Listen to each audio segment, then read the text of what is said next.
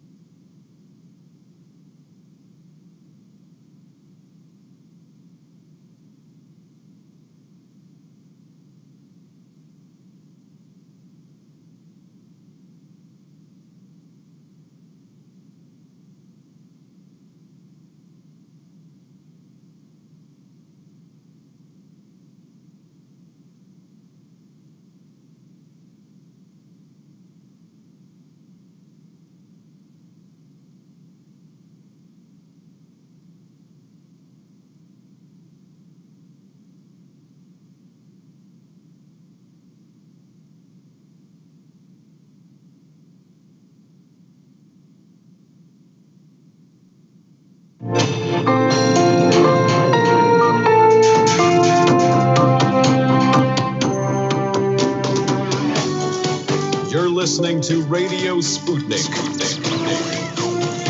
telling the untold.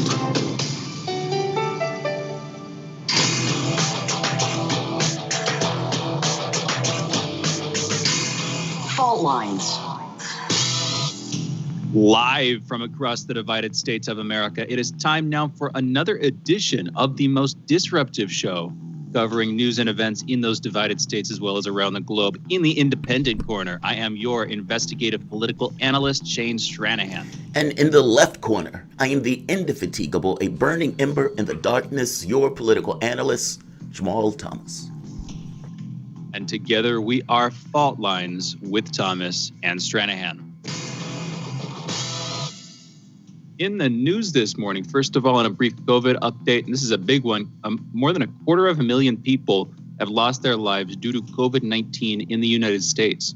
Yesterday alone saw over 1,900 deaths. That's almost 2,000 deaths. It's the highest death toll on a daily basis in many months. Last time I saw this high number was, I believe, late June. So what is that, 5+ months ago at this point, long time ago. This new total death toll is about 5 times as high as the number of U.S. troops killed at Vietnam in 11 years of war there. Officials in some states are imposing new rules to slow the pandemic. Arizona's Governor Doug Ducey is not imposing a mask mandate, instead asking people to choose to wear a mask. We also have a clip here from Doug Ducey. Andre, let's play that clip.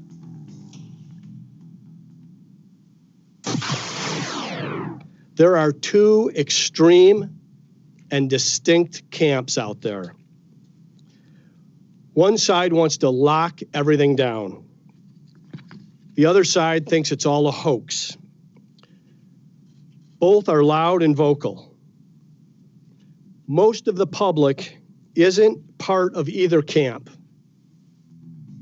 Can't help but agree there. And I've seen both of those sides come into play, by the way. I just want to say for, anybody who works online, anybody who operates online, who's in the sort of wider media ecosystem, I think you see those.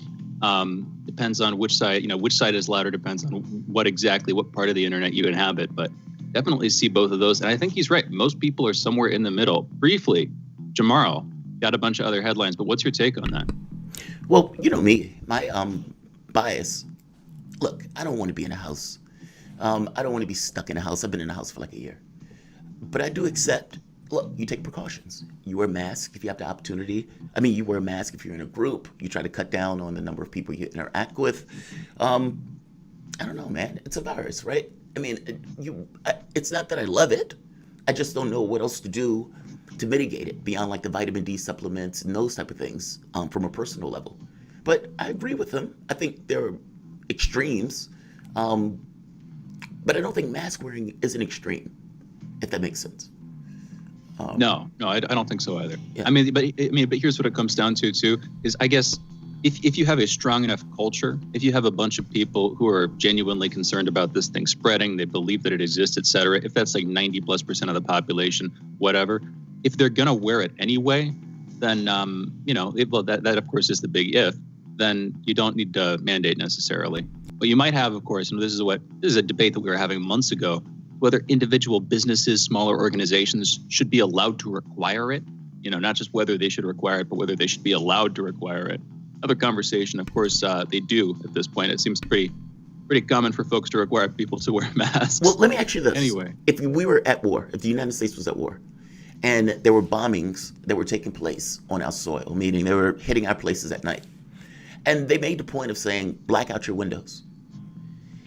That can't be optional. I mean, it can't be optional because if they can see the light from the sky, you can bomb that particular apartment building. Meaning the response and the actions of one affect other people who are in that country and in that particular area.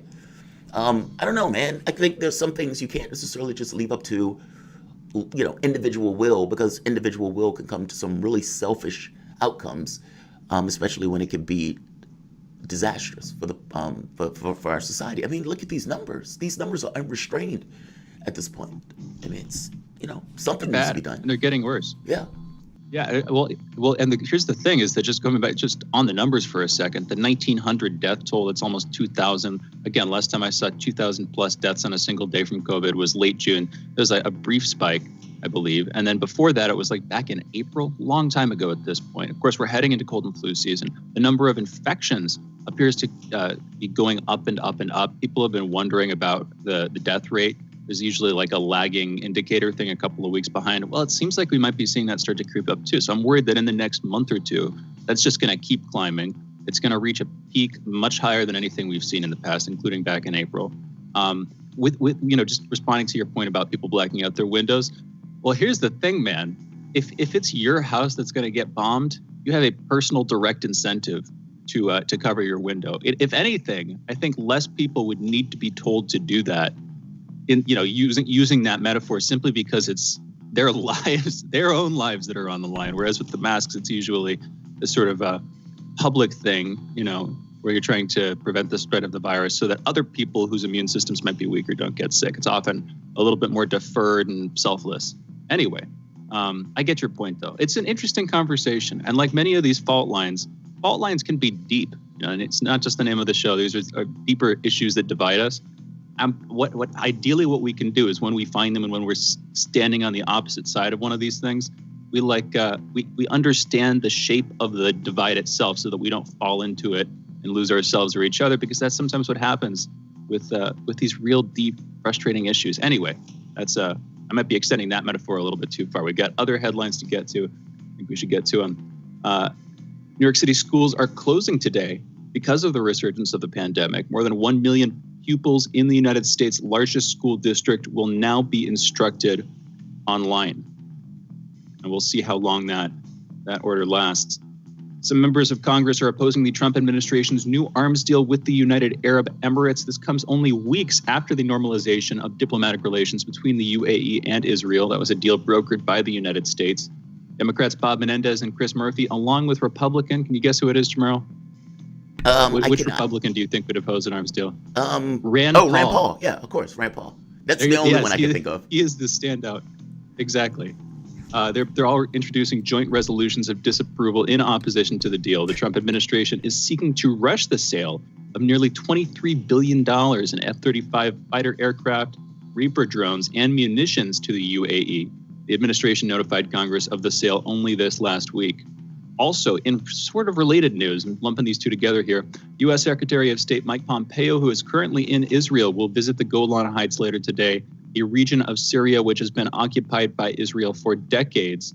Pompeo said last year's decision by Trump to recognize the area as part of Israel is, quote, simply a recognition of reality, end quote. Pompeo will also be visiting an Israeli settlement in the West Bank. Presumptive President-elect Joe Biden's foreign policy advisor, Antony Blinken, on Thursday on Twitter urged an end to fighting and protection for civilians in North Ethiopia, where federal troops are battling rebels in a war that has been rocking the Horn of Africa and sending refugees fleeing. The conflict in the Tigray region has killed hundreds and possibly thousands, sent 30,000 refugees into Sudan, and called into question whether Prime Minister Abiy Ahmed, Africa's youngest leader and last year's Nobel Peace Prize winner, can hold the nation together. Ethiopia is a federation of states run by separate ethnic groups, and the war pits the central government against one of the most heavily militarized regions in the country. The Northern Tigray People's Liberation Front effectively ruled Ethiopia for decades as the strongest force in a multi-ethnic coalition until Abiy took power 2 years ago. Refugees from the fighting say militias from neighboring Amhara state, which has a border dispute with Tigray, are also backing government troops. Results are now back from an inquiry into potential war crimes committed by Australian forces in Afghanistan, with the results saying that 19 former and current soldiers should be referred for criminal prosecution for the killing of up to 39 Afghani civilians. The redacted findings were released by the head of the Australian Defence Force, Angus Campbell, who said that, quote, rules were broken, stories concocted, lies told, and prisoners killed, end quote. Some of the Afghans were reportedly killed as part of initiation rituals by junior special forces at the order of senior officers in what was known as their, quote, first blooding, end quote. That some were already detained when they were killed, others unarmed. I'm just going to finish up this headline, then I got to comment on it. The Office of Afghanistan's president says Australia's prime minister has expressed his deepest sorrow over the conduct of Australia's special forces. I'm going to go back to that phrase, first blooding. That's like a grisly hazing ritual or something out of the mob. Had you been following this story, Jamarl? You saw this coming out, I'm sure. I haven't entirely been paying attention to this. I did notice. So one part, I did notice that they were talking about torture stuff with Australia, but I hadn't necessarily detailed the story. Like, it's like as you're going through news and media and everything else, you're reading articles. I came across it, but not in details. The first blooding thing is crazy. I mean, this is, as far as I can tell, one human rights group, just to throw this in, called this the largest investigation of crimes against humanity in the Afghanistan war by, the occupying forces over the last couple of decades. So this would be the largest investigation that's going forward. Some of these officers are going to be facing criminal prosecution. But I just want to come back to the whole first blooding thing. That's like the mob or something like that. That's, again, like an initiation, or like if you're joining like a street gang. Well, it's like an initiation ritual for joining. Yeah. Well, I'm sorry. Go ahead. I'm sorry. I didn't mean to interrupt. My bad. Oh, no, it's just ugly. It was just, it's just ugly. an ugly but thing. Think anyway, about, for the moment, think headline. About what these guys do for a living. Like if you were a cop, for example, and you're driving around the street, is it possible that just if you get bored, you might make little games among you and the other people on the force? Let's see who can pull over as many people as possible. Let's see who can, yeah, they may make these little initiation games in and of themselves, even though outside people are like, oh, that's horrible. Think about what it means to be special forces. They're sending you into places where you're going and shooting people in the face. And there was this thing called canoeing, where you try to hit the guy in the middle of the head where the skull splits apart in the middle. Like, this is the stuff that, if you do this for a living, think about, if you're doing a show, if you have other camaraderie, and it's like you guys end up with your own little subculture, and that subculture can go into weird, deviant ways, especially when we tell these guys, go murder this person or that person. Yeah, it's gross. And well, yeah. I mean, and here's the thing: is you're talking about like these rituals within subcultures. What's the point of this? I mean, arguably the main point is just to desensitize people to killing other people. That's the whole first blooding. That's the idea here. Is okay, you gotta sort of lose your virginity in some sense by killing somebody. And then ideally, once you've done that in cold blood, potentially, it'll be a lot easier to kill other people in cold blood, which is what we're depending on you to do. But it's grisly, man. This feels like one of those archaic rituals that could be thousands of years old at this point. And in some sense, definitely is. We've got one more headline to get to, though. In his keynote speech ahead of the Asia-Pacific Economic Cooperation Summit, Chinese Premier Xi Jinping described China's economy as the world's forerunner in economic growth, pledging to, quote, further reduce tariffs and institutional costs and expand imports of high-quality products and services from all countries, end quote. The Asia-Pacific Economic Cooperation, APEC, is an intergovernmental forum for 21 member economies in the Pacific Rim, including China, Russia, the United States, Australia, New Zealand, Japan, and South Korea. So really, again, all across the Pacific Rim there, as well as many other countries. Xi has also called for stronger policy coordination among international communities and said globalization is, quote unquote, irreversible, and that China will not engage in decoupling. Our new development, I'm going to quote here, our new development pattern is not a closed domestic single circulation, but an open and mutually promoting domestic and international dual circulation, end quote. That, again, is according to Xi Jinping. That dual circulation strategy sees China's next phase of development will depend mainly on domestic circulation or an internal cycle of production, distribution, and consumption, backed by domestic technological innovation. At a meeting last month, Xi and other leaders laid out a blueprint for China's 5-year plan and key objectives for the next 15 years. They include a goal to turn China into a quote-unquote high-income nation by 25 and advance to a moderately developed nation by 2035. A lot to talk about there, but we're going to be joined by Bradley Blankenship a little bit later in the hour, I believe. So we'll certainly have an opportunity to talk about it then. And with that, those are our headlines. You're listening to Fault Lines with Thomas and Stranahan. And we are going into a break. And on the other side of this break, we will be back with Jamarl for his monologue. You're listening to Fault Lines with Thomas and Stranahan. We'll be right back on the other side of this break. Fault lines. We are above all the latest developments, and we don't take any sides. Radio Sputnik, telling the untold. You check top. We couldn't put it better ourselves. Tune in to Political Misfits on Mondays at 1:30 p.m. Eastern Standard Time for Miss the Press, our weekly takedown of Sunday's toothless news talk shows. Radio Sputnik. We speak your language. Find us at SputnikNews.com.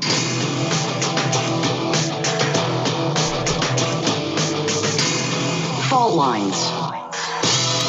Welcome back to Fault Lines on Radio Sputnik. My name is Jamarl Thomas. I am joined by my co-host Shane Stranahan, coming to you live out of our station in Washington, D.C. If you guys live in the area, you can catch us on radio at 105.5 FM and 1390 AM. We're also kicking around in Kansas City at 102.9 FM and 104.7 FM. If you guys are digging what Shane and I are putting down, whatever platform you're consuming this content on, give us a like and definitely share that audio or video. You can also join in on the conversation with a chat, a tweet, and of course, you can reach us by phone at 202-521-1320. That is 202-521-1320. So Nancy Pelosi has been reelected Speaker of the House again. Now, this is in spite of losing seats in the House. This is in spite underperforming. Keep in mind, it was expected that they were going to gain, not lose. And yet, Pelosi is back. It's also interesting that they didn't give a heads up that Pelosi was even going to run for Speaker of the House again until after the election. That probably has something to do with her being unliked or not that popular. And in the context of that, don't want to give that information out.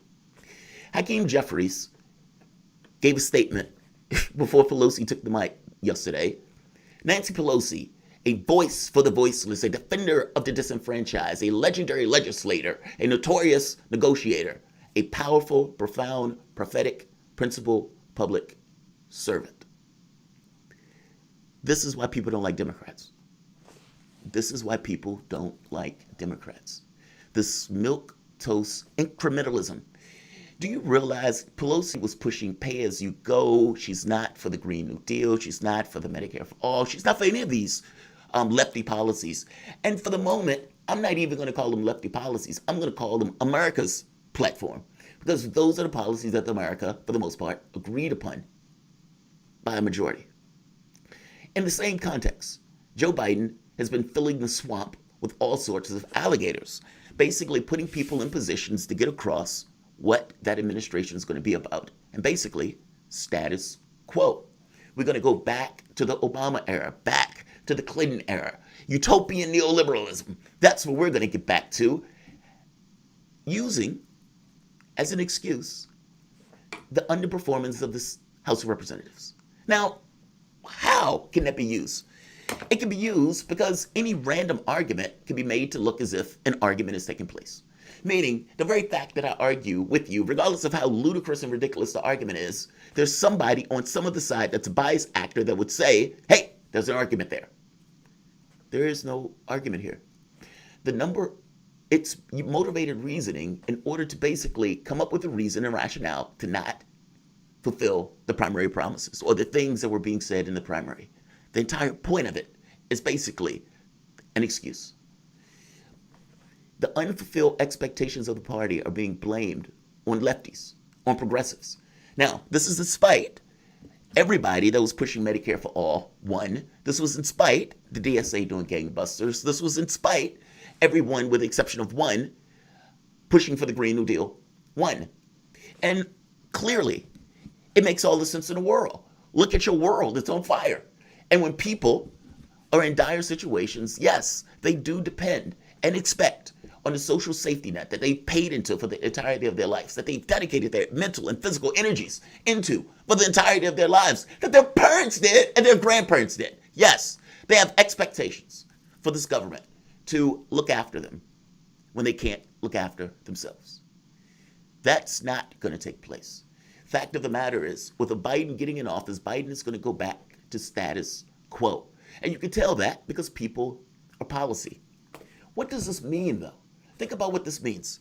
Think of all of the lefty groups that push for Joe Biden. Think of all of the lefties that set themselves on fire in order to push for Joe Biden. Think of the task force that were taking place. Think of Biden talking about he's going to push for a public option over top of the Obamacare item. Think of all of the things that were said that was necessary for Biden to even persist in the race, for electability to even be an argument. And think about now. What I told you was when it was mano a mano, Biden versus Trump, all of those things that he said in the primary were going to vanish because people were going to be attentive to Trump versus Biden. Biden has been in politics for 47 years. He knows that. You can go back and look at the Obama race or the races before that. That is the exact same pattern that takes place. Biden, neoliberal, status quo, had no intent, no real incentive or drive to do any of that stuff in the primary. And fact of the matter is, leverage, all of it, was going to evaporate the moment that the primary was over with, because lefties, African Americans, and other Democratic constituencies was not going to have the nerve and, honestly, the patriotic fervor to hold Biden accountable, being willing to let him lose if he is not willing to back and support those items that will make you and your communities better, and, frankly, that the base and the country backs. Sanders was one of those people. Sanders was one of those people burning his reputation in order to get Joe Biden elected. Honestly, if I was one of those people in third wave Democrats, I would love for Sanders to run in the Democratic Party primary. Why? Because I know when we make sure he loses, he is going to set himself on fire, burn his reputation in order to fib for Joe Biden, being terrified of one Donald Trump. And that is exactly what he did. And despite the task force, despite saying we could push Biden in this way, or we could push Biden that way, or we could push Biden on climate, you're all wrong. You couldn't push him on anything. I kept saying you couldn't push him on anything. Why? Because if you have a policy that has 88% support and you can't get that guy to back that policy, you don't have the political will or, for that matter, acumen, nerve, then you can't get him to do anything. And it's rational for him to take advantage of you.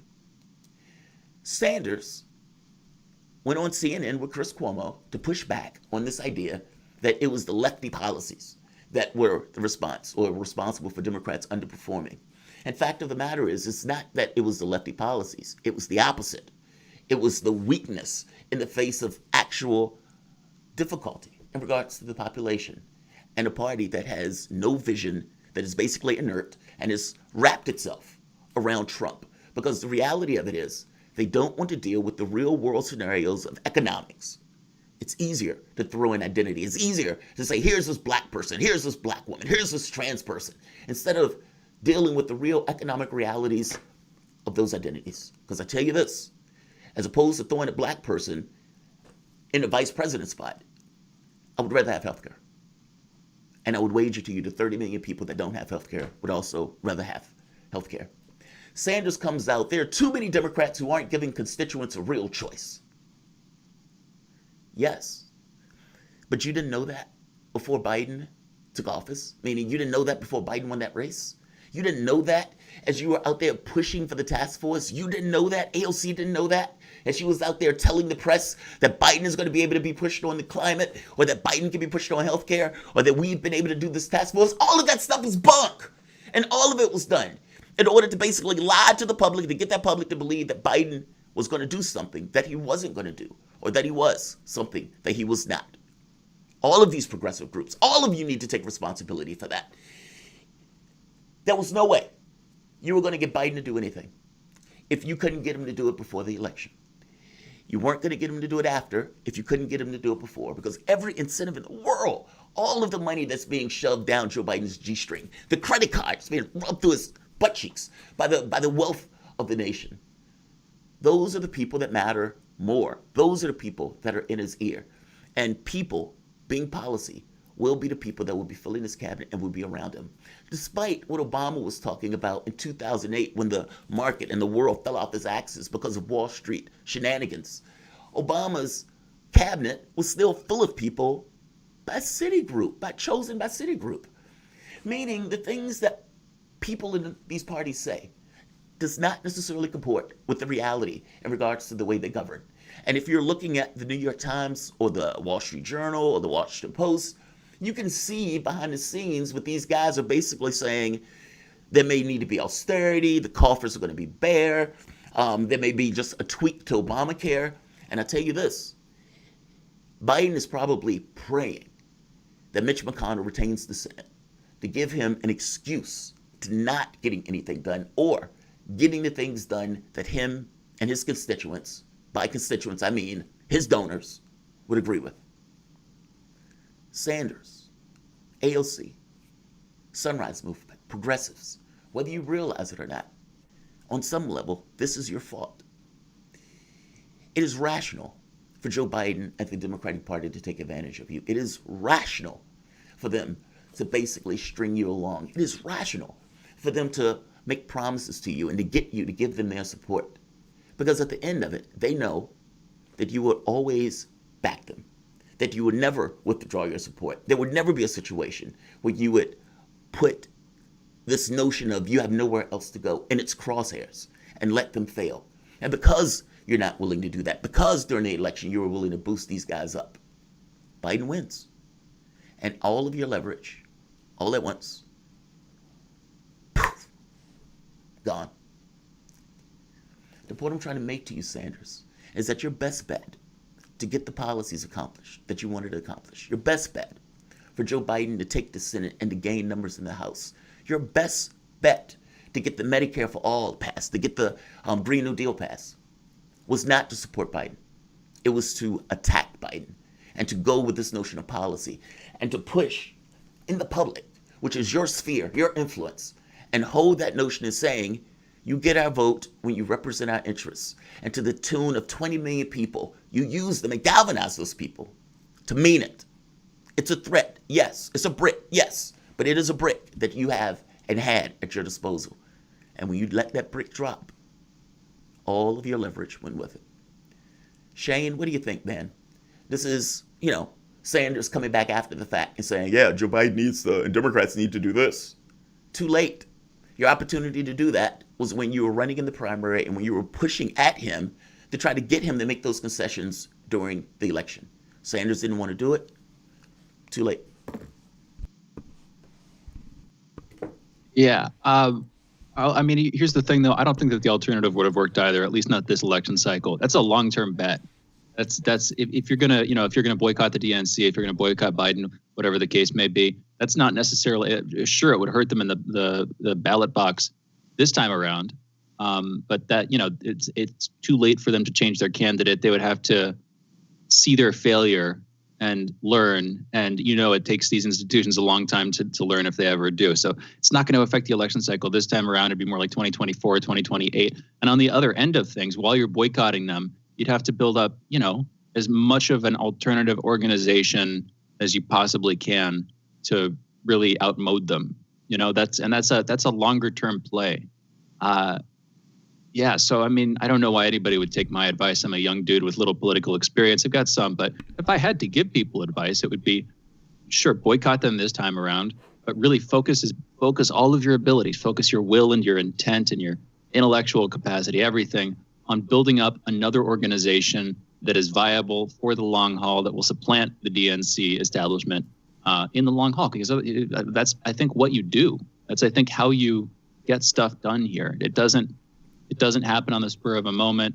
Something that comes into existence this month may go out of existence next month. But if you build an institution that lasts, then potentially it'll last decades or generations even. And I think that's what you need to do anyway.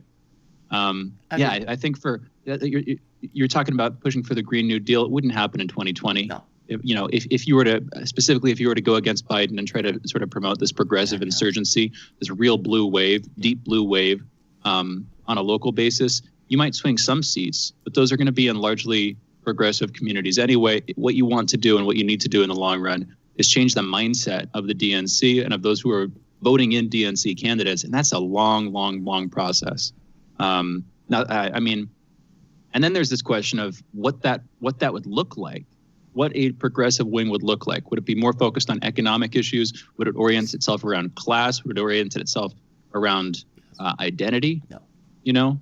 And there are deep questions there. On this show, by and large, we are more interested in the economic questions than the identity ones. But there's a legitimate conversation to be had about which is more viable, which is more relevant to most people, what's able to elicit the most emotions from people. You know what I mean, Jamarl? Yeah, totally know what you mean. I'll just say one thing. Yeah, I do agree. You have to build up some other institution. And whether people realize it or not, building up that institution is best, even if you want to save the Democratic Party. It gives an alternative in a way that you don't necessarily have one now. It's the reason why they fight against ranked trust voting. It's the reason why they fight to get the Green Party off the ballot. So yeah, Shane, I agree with you. But I do think in the moment, immediate, or at the very least before, it's too late now. But at the end of that race, there was a chance to galvanize the public to push back. And it wasn't necessarily to say just don't elect Biden. It was more so to push for policy and make it very clear that this is your line in the sand. And until the public does that, nothing happens. Even with these guys supporting these policies. But let's do this. Let's take a break. You guys are listening to Fault Lines with Thomas and Stranahan. We will be back in a moment.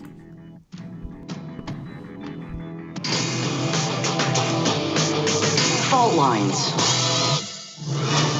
You're listening to Radio Sputnik. Epidemics and pandemics could kill millions of people, and they actually did. Centuries ago, deadly outbreaks called the Black Death, the Plague of Justinian, and the Spanish flu ravaged countries, empires, and whole continents. Some of these diseases are still present around the globe. Others have become a thing of the past. Discover how these ancient and not-so-distant outbreaks from previous centuries differ from modern-day SARS, MERS, and coronavirus pandemics. Listen to our new series, Outbreak, the deadliest epidemics in human history, this week on Radio Sputnik.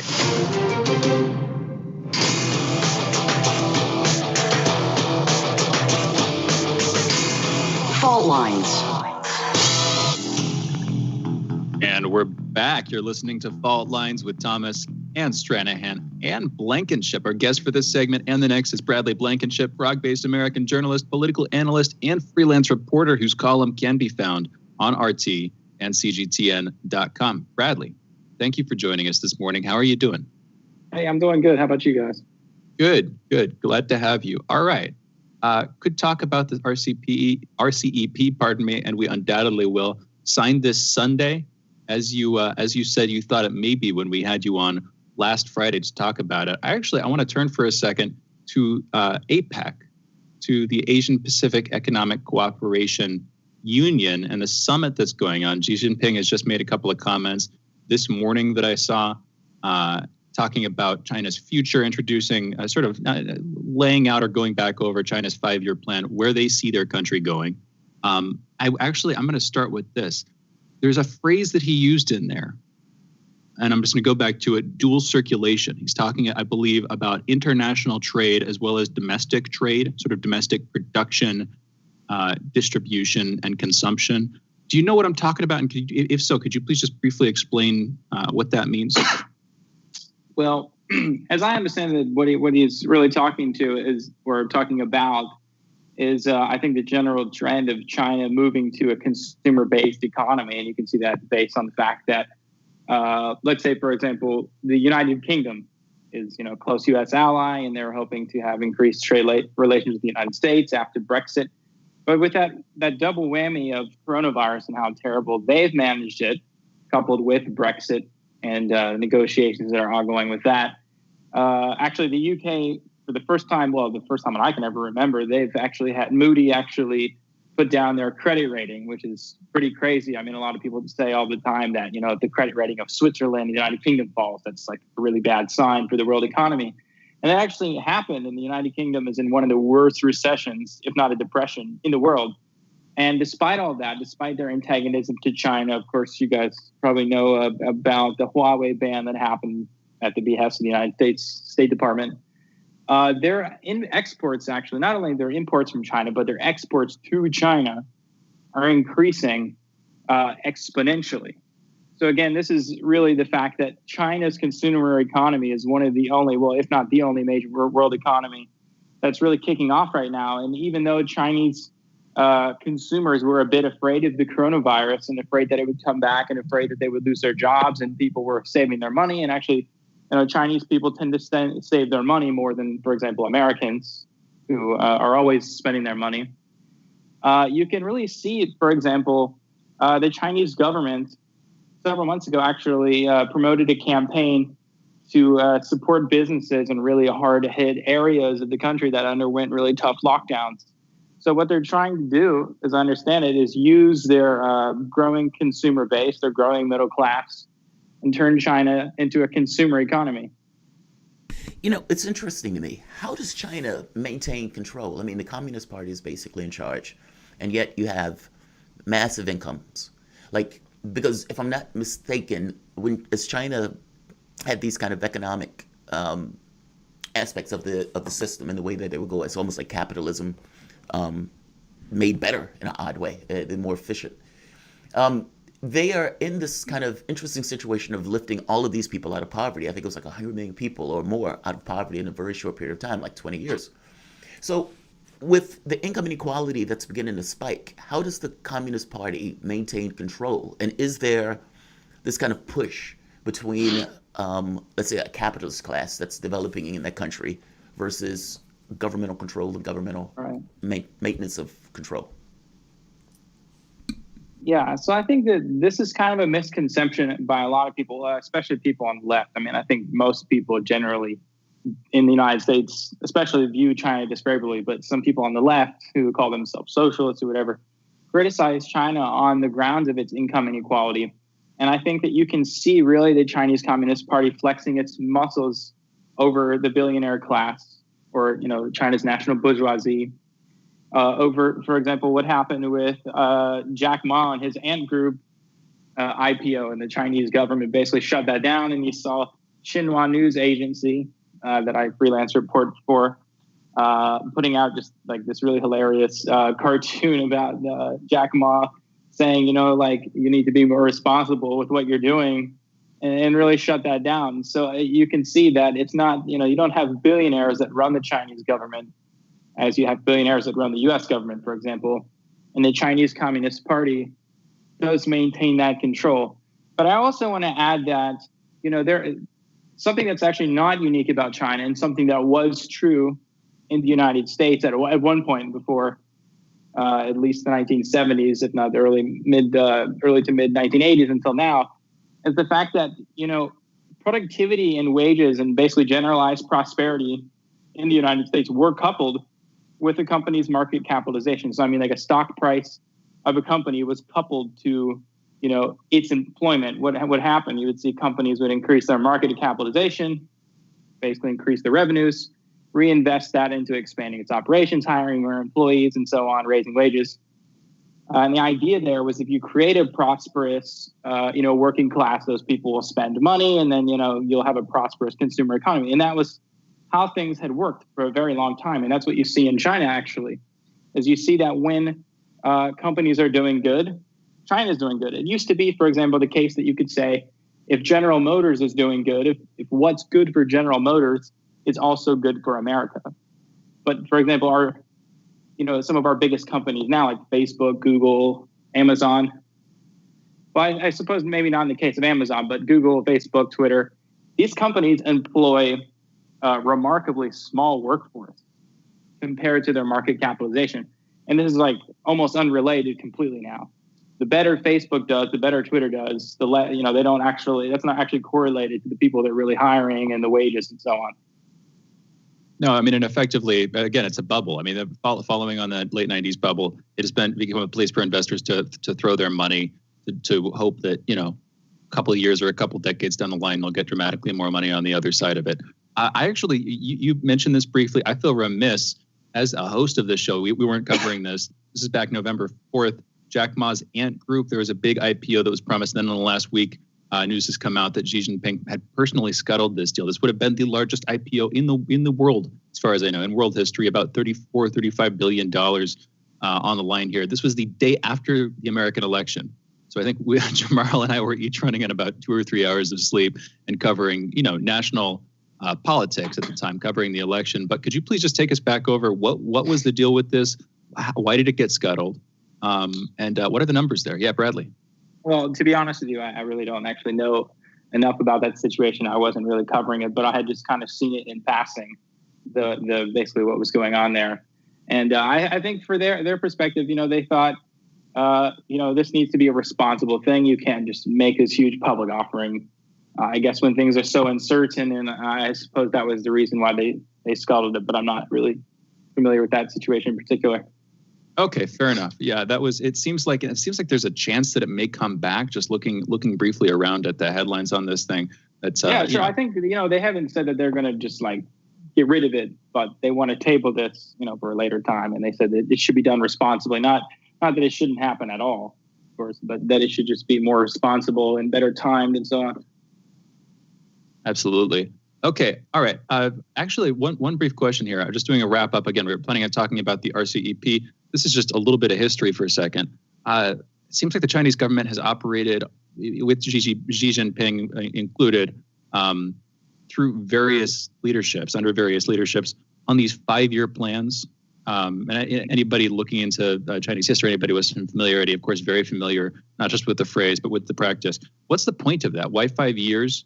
And historically, how have those worked? How have those functioned? What role have those played in Chinese political and economic development? Bradley?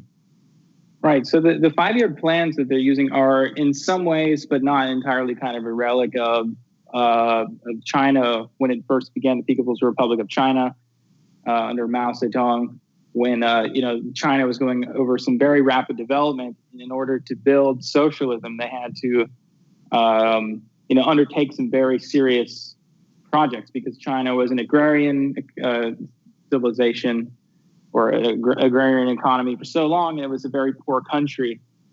So they had to take rapid development. I mean, this is basically what the USSR did, of course, and it really creates a sense of continuity, in the government, like reaching these goals, creating a sense of continuity. So that way, when you have new people come to power potentially, or anything changes the political leadership, you still have a solid goal that the government is very much committed to doing. So when you look at the new 5-year plan, which I think is a really brilliant plan, and there was a lot of input from experts, and this is kind of one of the advantages of the Chinese system, is that it's not just a popularity contest. It's not just, kind of like a betting match for corporations. It's kind of like they're a casino corporations, they actually have experts. They have think tanks that are working very diligently to create good policy. And in fact, there was actually millions of Chinese people that had submitted proposals for this 5-year plan.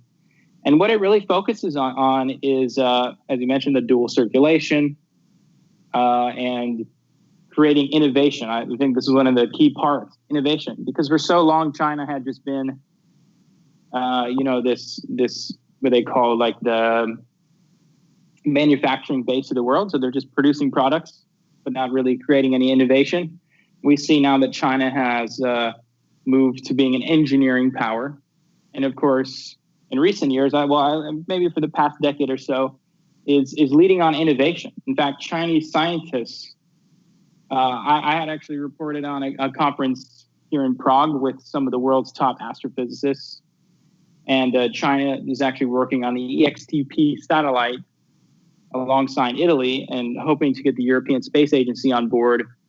And they contributed like a really insane, I'm not a scientist, I can't really describe this very well, but take my word for it. So this really insane engineering feat that they put into this satellite that's going to be one of the most high-tech satellites in the world to detect gravitational waves and study neutron stars and black holes. And some of the world's top physicists I was talking to were very excited about China's contribution to this. And actually, Chinese scientists are starting to contribute a lot to astrophysics in terms of like theory, which I thought was really interesting. You never hear about Chinese theoretical physicists, but apparently that's going to be something happening now. And we see, in the telecommunications sector and various different things, China is moving to become an innovative power. And this is, you see that these 5-year plans, there's a long-term objective. So, they started out with building China's infrastructure, educating the people, getting people healthcare, and now moving on to dominating in innovation. That's very interesting. Yeah, I can see, obviously the relevance of that, particularly I'll just do a brief compare and contrast. We've got to go into a break here. But with the United States 50, 60 years ago prided itself on exactly that. And this is, of course, on the tails of World War II and Marshall Plan and just generally United States economic industrial development, all this stuff.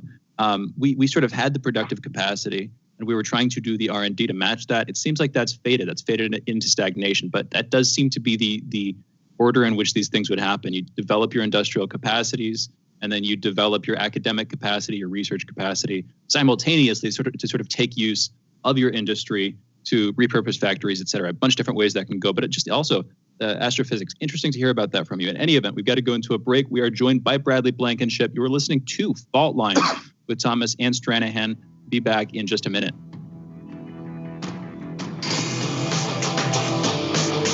Fault Lines. We are talking 24 hours a day, 7 days a week. You are listening. We give you the most essential out of the endless information space. Radio Sputnik, telling the untold. Are you bored? Are you lonely? Do you need a hug? Well, we can't give you that, but we can keep you up to date on Radio Sputnik.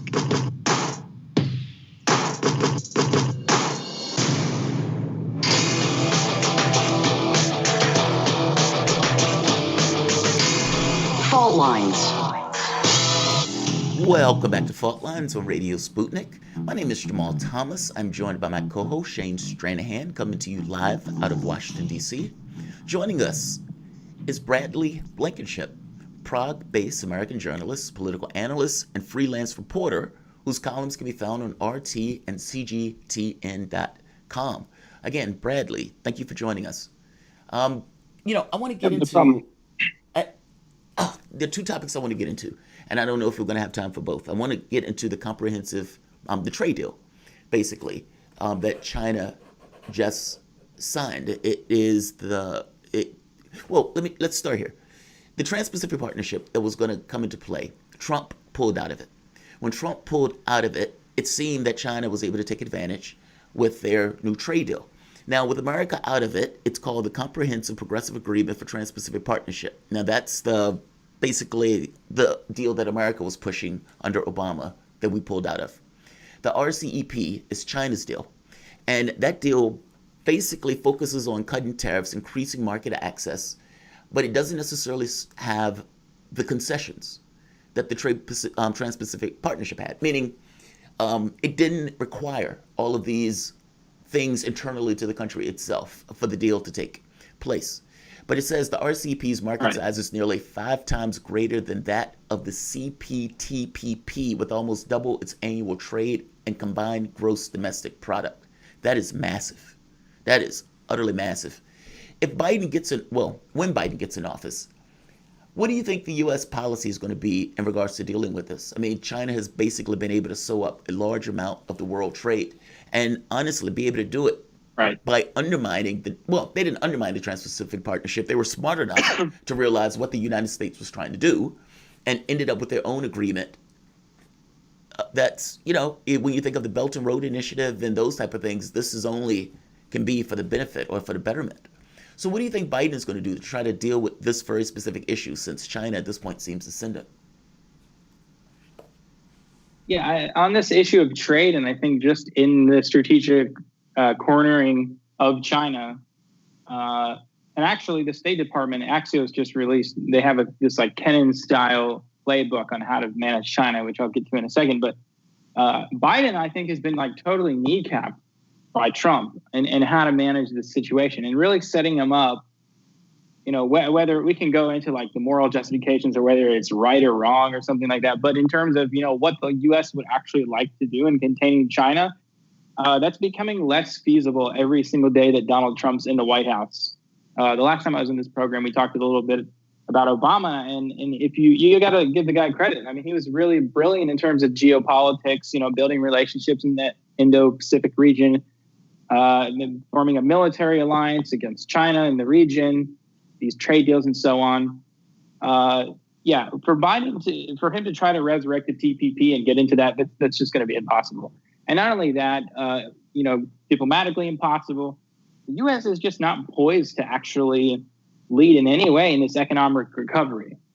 I mean, the main thing is, for example, if, let's say, U.S. companies coming back to the United States or foreign companies investing in the United States, first of all, Trump's attack on TikTok and WeChat, for example, is going to make foreign investors in particular very wary. Like, why do we even want to invest in the United States if their government is just going to attack us baselessly for no reason, just because we're beating out their tech company, right? That's the first thing. The second thing is, why do you want to invest in a country that can't even, first of all, has a terrible infrastructure, D+ rating, but can't even manage public health crises?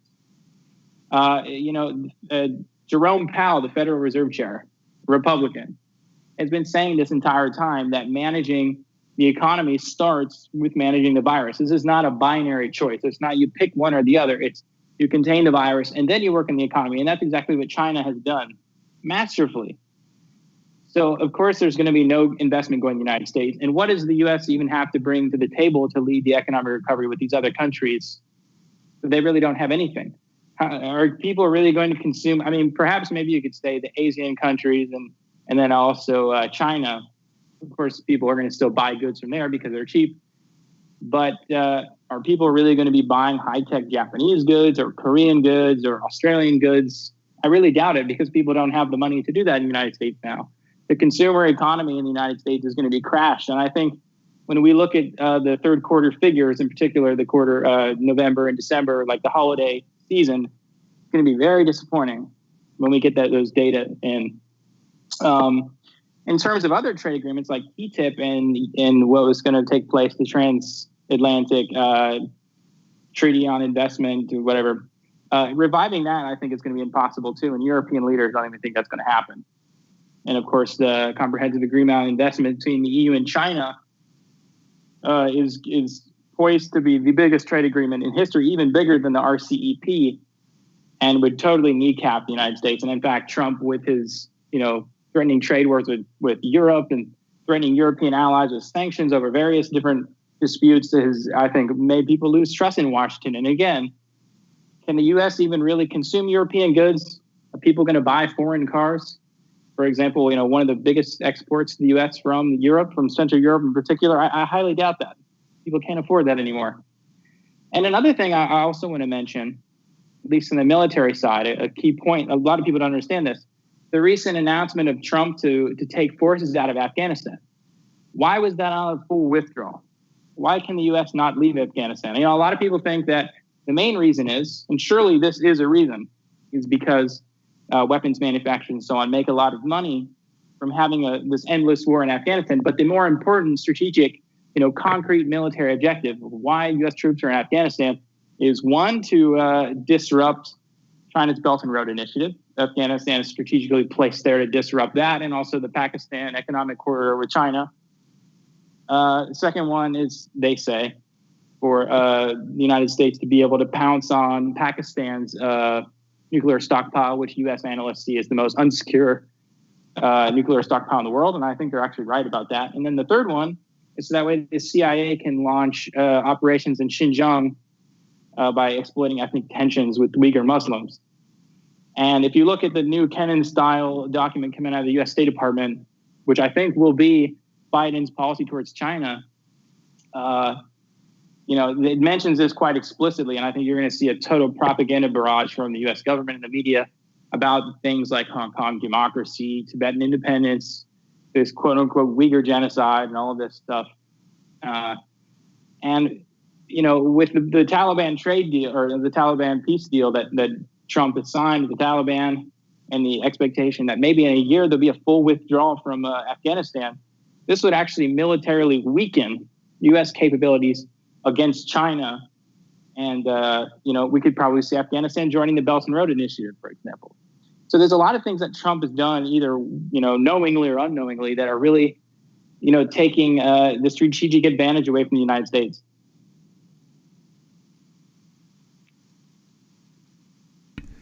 Yeah, that's fascinating.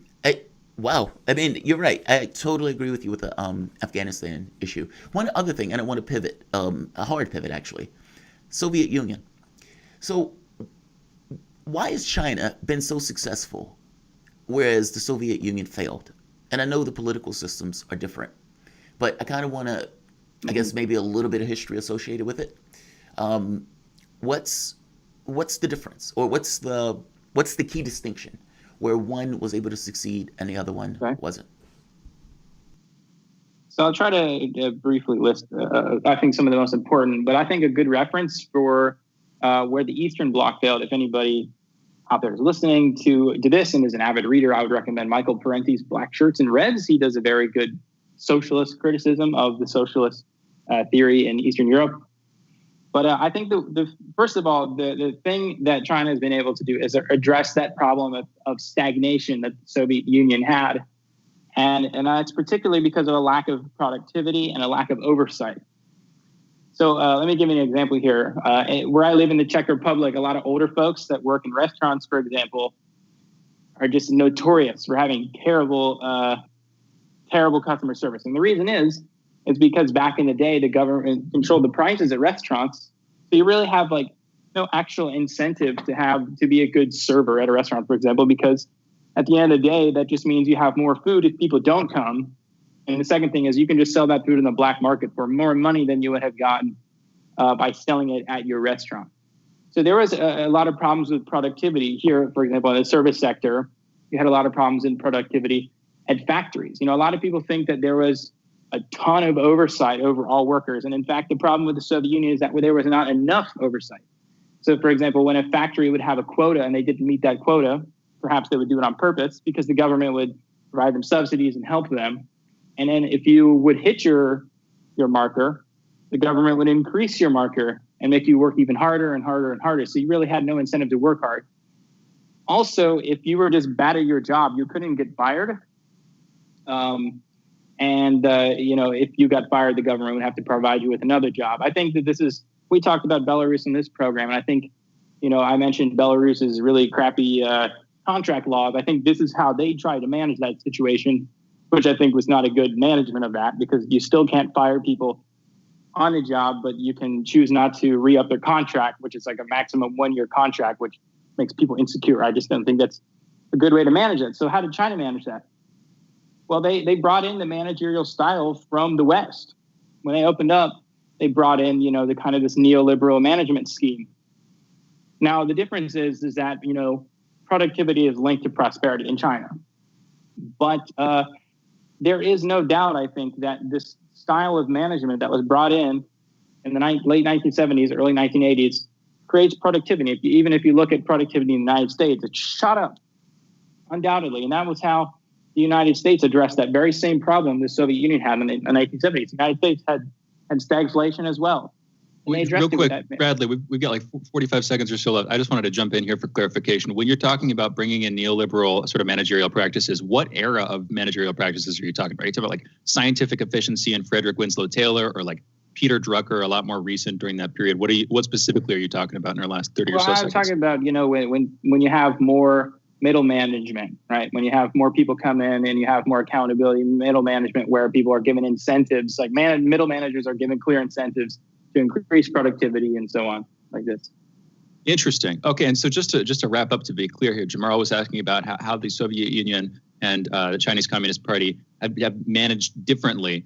A large part of this, then, it doesn't come down to ideology. It doesn't come down to something so lofty or abstract. It comes down to managerial practices fundamentally. That's a lot of what you're saying, right? Well, that's with the economic aspect. And then another one that I would really like to address here is the way that they manage the history of their own country. So, for example, in the USSR, they did de-Stalinization. Lenin was the guy that made the country, at least theoretically, but Stalin was the person that built the country. He built socialism. And when they abandoned Stalin and at least said, oh, he's a monster or whatever, this really disincentivized a lot of people to actually stay true to that country. Interesting. We are out of time. I'm sorry, Bradley. We're out of time. Thank you so much for joining us. You guys have been listening to Bradley Blankenship, Prague-based American journalist, and you've also been listening to Fault Lines. Be back in just a minute.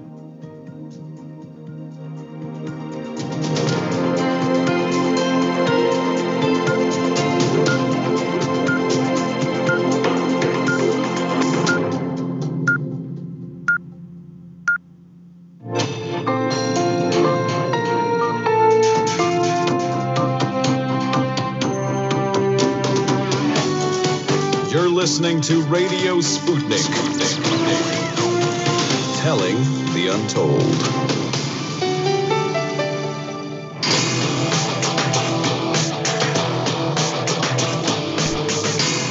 Fault Lines.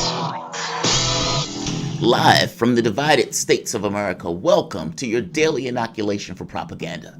In the left corner, I am the indefatigable, the last antibody to a sick and seizing political system, your political analyst, Jamarl Thomas.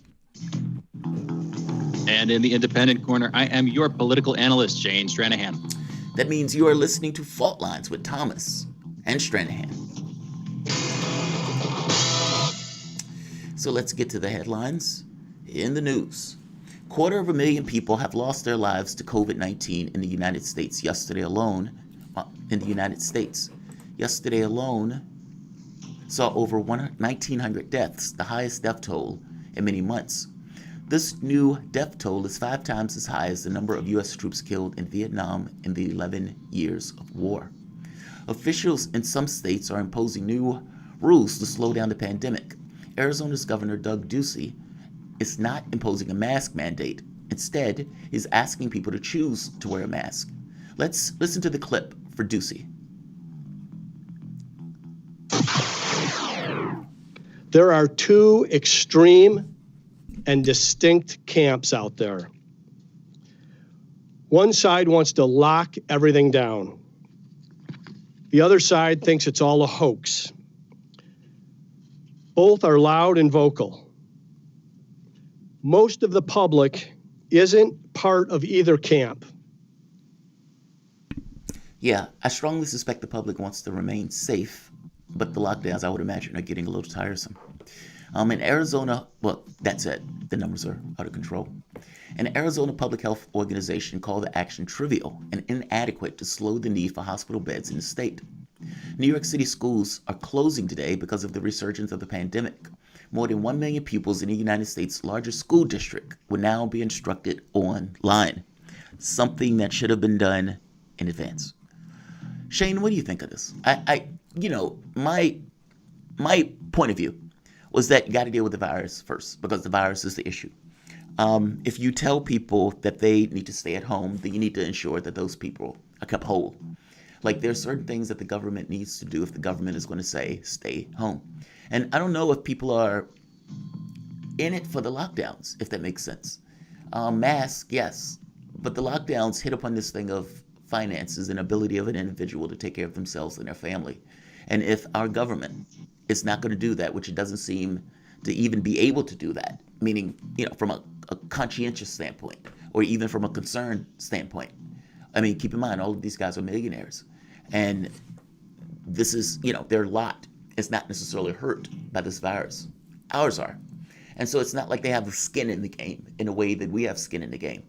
What do you think about this in a way that the virus is inflamed. It doesn't seem like government is doing anything about the fact that it's inflamed. The president is tweeting bloody murder because he believes it's a coup or whatever.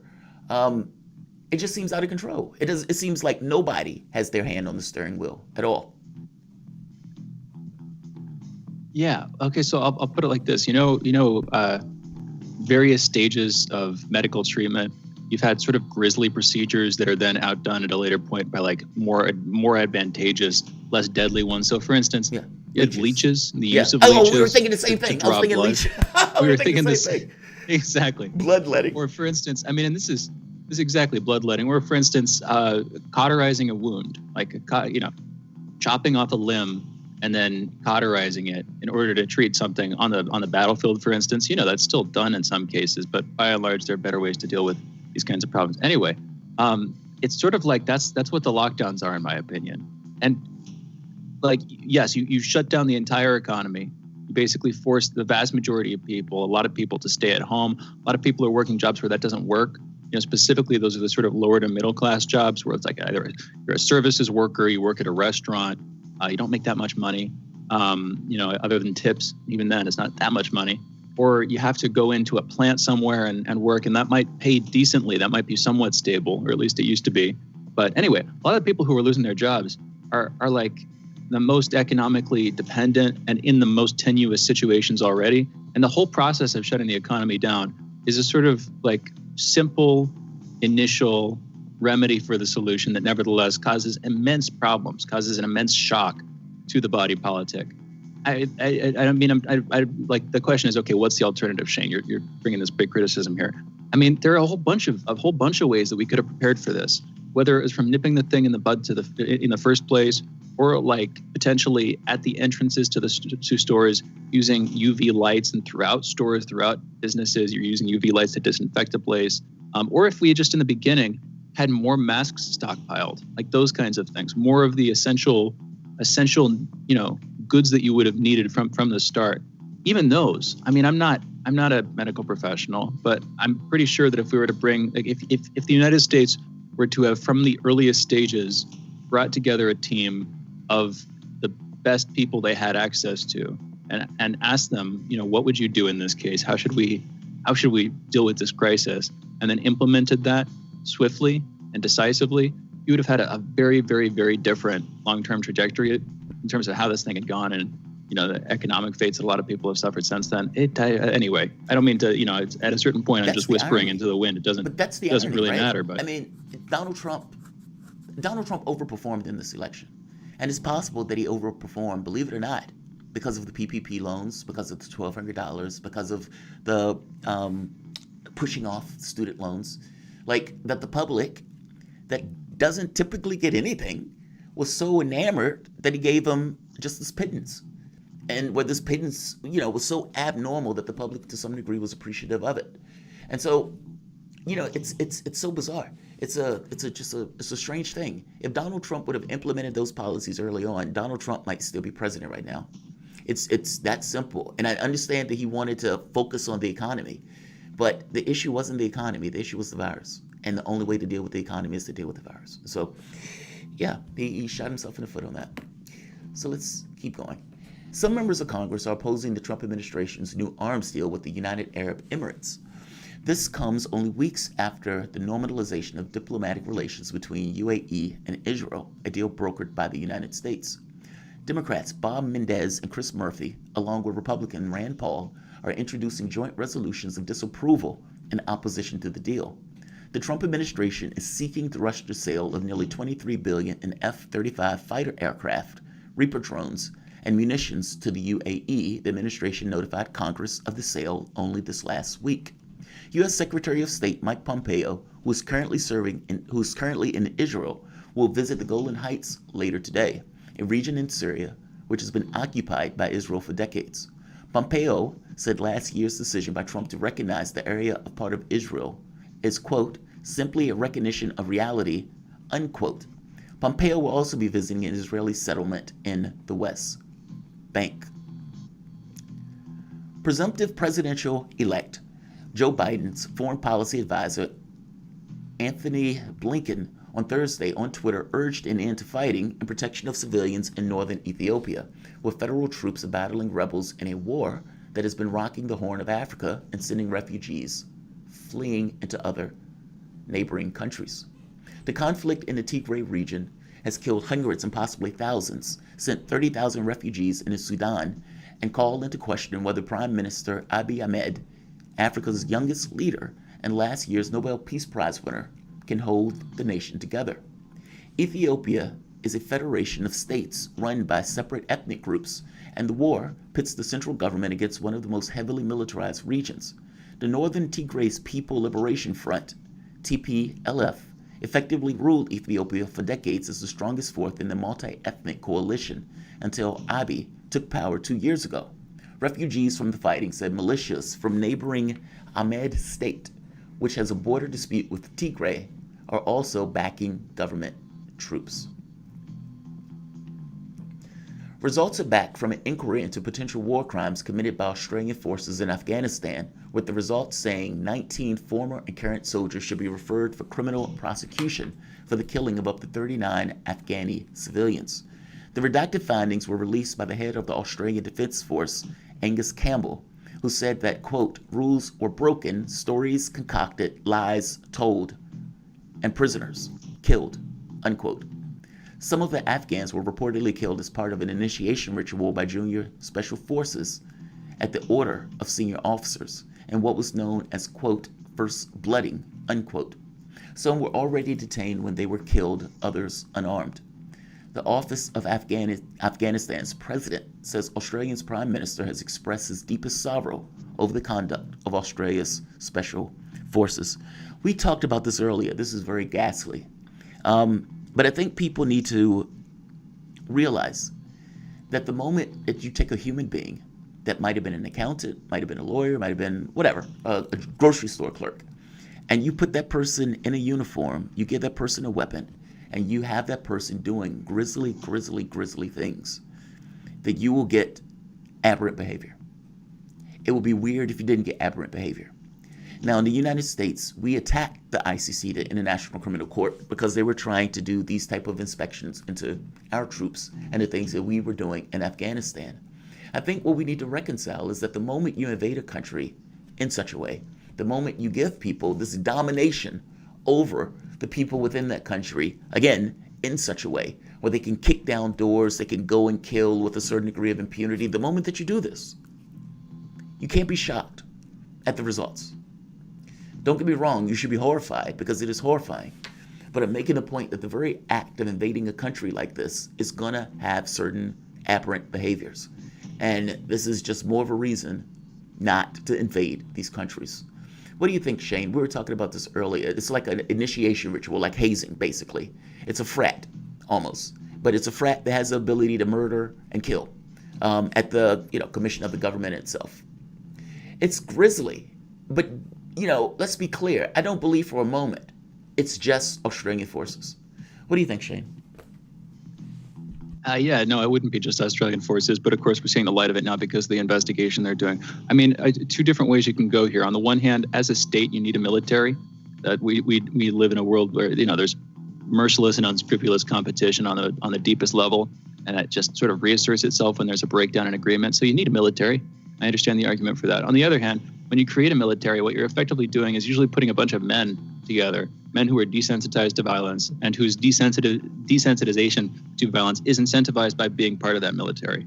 And there's this continuum where what you get on the other side of that, if that's unrestrained by the higher ups, is just sort of like outright gang warfare, or outright sort of like mob mentality that is that can get really, really, really ugly, and that arguably has been the source of a lot of human misery throughout history, maybe even most of personal human misery caused by that kind of thing.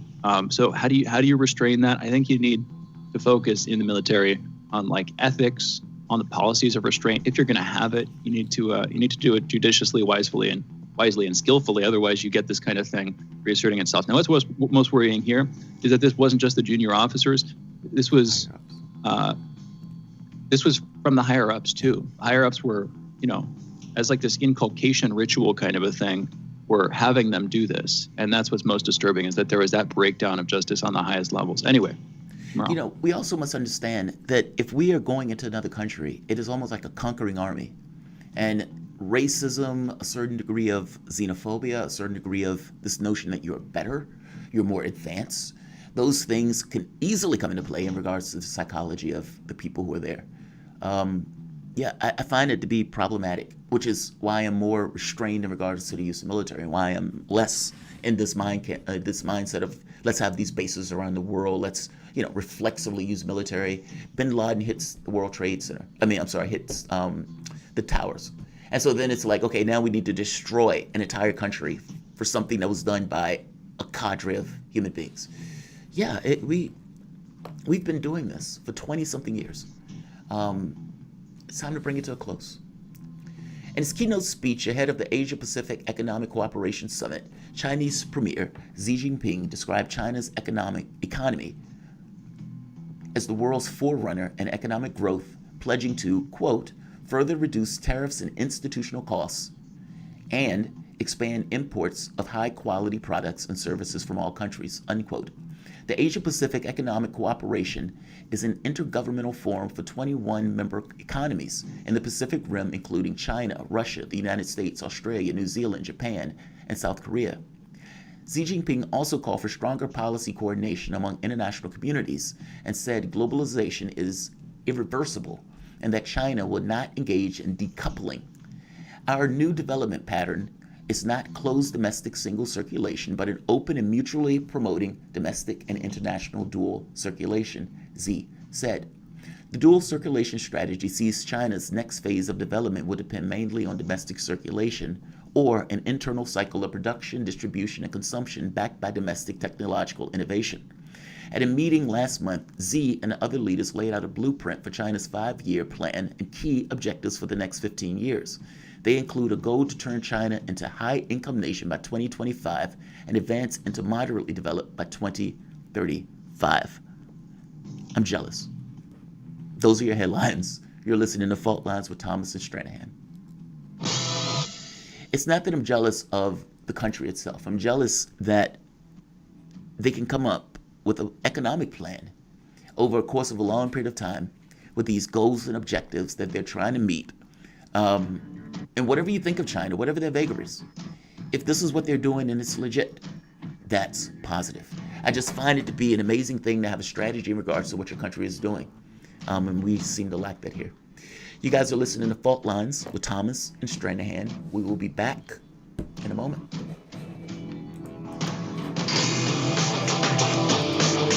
Fault Lines. Want to talk? Get in touch with us at radio@sputniknews.com. In a media landscape filled with so-called journalists acting as stenographers for their billionaire bosses, there is a desperate need for news, analysis, and perspectives that buck the status quo and get to the heart of how domestic and international events impact you and me, as well as showing how we can get involved in the struggle to change that. No Peter yet. Check out By Any Means Necessary on Radio Sputnik, Monday through Friday from 2 to 4 p.m. Eastern, to hear the stories and voices that mainstream media refuses to tell you. And join us as we connect the political, social, and economic movements shaping the world around us. That's By Any Means Necessary, Monday through Friday at 2 to 4 p.m. Eastern, right here on Radio Sputnik.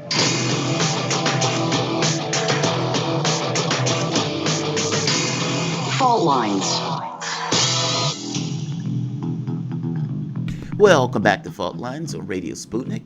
My name is Jamarl Thomas. I'm joined by my co-host Shane Stranahan, coming to you live out of our station in Washington, D.C. If you guys live in the area, you can catch us on radio at 105.5 FM and 1390 AM.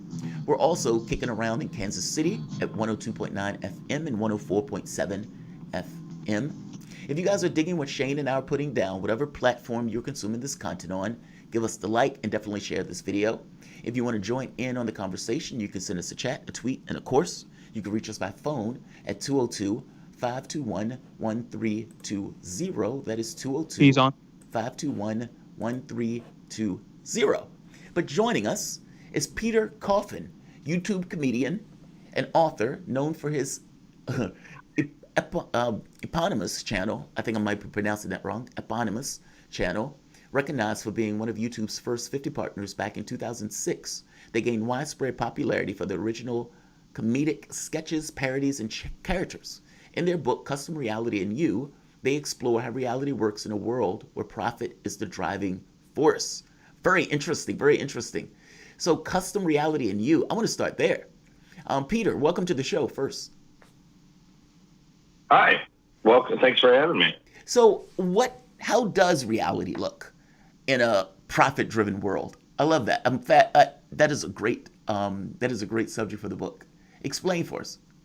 Well, back in the 1960s, a gentleman by the name of Marshall McLuhan came up with an idea saying the medium is the message. And what it does is talks about how various mediums imprint the character of themselves onto like the content. So let's say you make a YouTube video, it's going to be different than if you just made a video and sent it over email to your friends. There's certain incentives that exist. There's certain modes that exist. You can thumbs up, you can leave comments. These things modify the content itself in its own way. And what I'm saying is that is basically used for profit. Reality is mediated by a lot of different platforms, be it social media, be it your TV, your old school traditional media, radio. We have so many forces that are more or less acting on reality as we perceive it. And given we live in a capitalist world, a world in which some degree of profit has to be made in order to justify the operation of any of this stuff, the character that is imprinted by those things is often determined more or less by the fact that they need to make money. Things like video recommendations on YouTube aren't necessarily what you want or what you've shown that you will more or less watch with enjoyment, but they're more about keeping you on the site and keeping you in a cyclical consumption pattern of some sort. And I think that has done a lot to change how we perceive reality, how we interact with other people, how we exist, more or less. So I love that. I love that you said that. It's monetized reality. That the news doesn't give you what you need.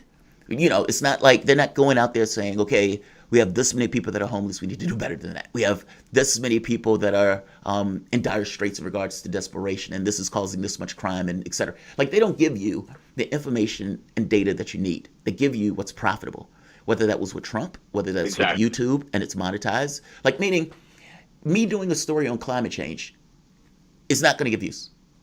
And so it deprioritizes those stories, whether it's with mainstream media or whether it's with, some other show. By the same token, you still do those shows because you find them to be important. But if it's entirely for the thing of profit, those things go away. Homelessness is not fancy and popular. So that's not going to be talked about. If it bleeds, it leads. No. That's basically what you're saying. That our reality and what we understand as reality is basically monetized and used for profit, which it's almost like a modifier on reality of sorts. No, exactly. Yes. You and like you said, the things that are less pretty or less conducive to you thinking like in a cyclical manner where you're constantly sort of interacting with consumer products and you're getting some form of enjoyment or satisfaction out of those things. Like anything that interrupts that, anything that makes that difficult. Like you mentioned homelessness, that's a perfect example of it. Like the best thing that you could possibly do is just hide it away, talk about something else, make something louder, do whatever. Like anything that interrupts that pattern of cyclical consumption, that is sort of deprioritized, and that's how they modify reality. Like especially through mediums when we're talking about like traditional media, or we're talking, and that could be the news, that could be movies, that could be TV shows. Like generally, you're seeing stuff from a perspective of somebody in a higher social or economic class. You're seeing things as they would like them to be, or maybe as they see them, or what have you. But it's generally not that sympathetic towards people who are in dire straits, as you said. Peter, thank you again for being with us. I just want to go back to Marshall McLuhan for a second. The medium is the massage. That was the original. Mispronunciation there. I think it was the typist error or something like that when they were printing the book. It was supposed to be the medium is the message. They misprinted it as the medium is the massage, and that sort of took off, and Marshall liked that. Interesting historical figure, and I think he sort of sets the frame for this. I also actually want to go back. Middletown, this book published a number of years ago, early 20th century book, analyzing the fate of this one small town, basically during the rise of advertising, during the sort of industrialization of a unnamed in the book. They don't name which town it was, but it was a real study they did of an actual town where during early industrialization, during a middle industrialization in the early 20th century, there was just this massive change in the nature, the structure, the relations within communities as advertising took hold. And now, first, this was stuff like billboards or small printings. Then, with the advent of radio, obviously that affected things, and of course, TV significantly affected things too. It seems like at each step, society has sort of shifted some of its structures and some of its modes of relating with itself. People relating with other people to fit the interests of the novel forms of media. Now, with social media specifically, you can apply this even to newer forms like VR, where it's literally talking about custom reality in the title of your book. That is literally a virtualized reality. What you're getting is a sort of a bespoke, manufactured way of looking at things that is almost always in the interests of some entity or entities that are in charge of those platforms. I'm curious politically, if we're living in an era, if democracy as such is supposed to be based on some genuine relationship between people, some genuine recognition of what issues confront a society, at large. How the heck is democracy? How is any form of representational government supposed to survive this media era, what you're talking about here, if what we're confronted with is not reality, but a manufactured reality, and if we're sort of disconnected, disintermediated relationships with other people by that technology? How do we go forward, Peter? Well, I mean, first we have to understand that the thing that we're interacting with, as far as like a representative democracy or any sort of political, direct interaction, anyways, that we're dealing with. We are kind of dealing with the aesthetic of that thing. Like, representative democracy is certainly not simply just unmediated. For instance, even without the media existing. We have things like gerrymandering. We have things like the Electoral College. First past the post voting is used in order to advantage certain parties over others and candidates over others. It is not a system that is itself entirely unmediated. And then when you add the media layer into it, you have the ability to represent. I'm not saying that I don't have confidence in the election result, for instance, but we don't really get evidence other than like the guy on the TV telling us that the election went a certain way. Like, you can't go around the entire country and say, hey, could I check all the votes? Like, that's just not something. It's also abstracted. You don't have the time to. Way too high level. We have to rely on authorities to tell us that. Like, we rely on certification of votes. We rely on, again, media entities reporting those certifications. And ultimately, we're interacting with an aesthetic of representative democracy. And it's sort of a trust that we're dealing with. And I think that the only way we can really begin actually sort of progressing in that area is to not trust it so much. It's not really, it sounds like a very simple answer, but the fact is we exist in a world that is kind of built on that trust. And we are, to go back to my book, we're kind of consuming the reality as a product. So we're kind of consuming representative democracy as a product. We're consuming it as like a thing that's meant to satisfy us on some level. And that means that the owning class, the ruling class, is then going to represent whatever result, whether it regardless of how it goes, they're going to represent it in a way that works best for them. They're going to represent, either candidate in an election. They're going to try to put money behind multiple candidates that would represent their interests. Like, there's so many places that we are mediated from. And then they develop political fandoms around these various people and ideas. And I mean, there's political fandom around representative democracy, or you could call that American exceptionalism or any of that. It's kind of, you have all of these people who integrate these things into their identities. And then because of doing that, you challenge these things and they view it as an attack on themselves. So unfortunately, I think that ideologically, the only way we can really get closer to what might be an actual democratic situation is to erode that trust. And I know that people don't like the idea of eroding the trust in the democratic institutions, but like I said, even on just the level of gerrymandering, electoral college, first past the post voting, that stuff is, I mean, there's other provable, more nefarious voter suppression than even that. I mean, we can't trust. We can't integrate this stuff into our identity. We can't take it as an attack on ourselves. We have to look at it skeptically. If the trust is not merited, if you shouldn't trust, then you shouldn't trust. And I get what you're saying there. We're out of time. Peter, thank you for joining us.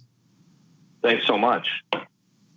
For those listening, Peter Coffin is a YouTube comedian and author known for their eponymous channel and for being recognized as one of YouTube's first 50 partners back in 2006. I want to talk about that some other time.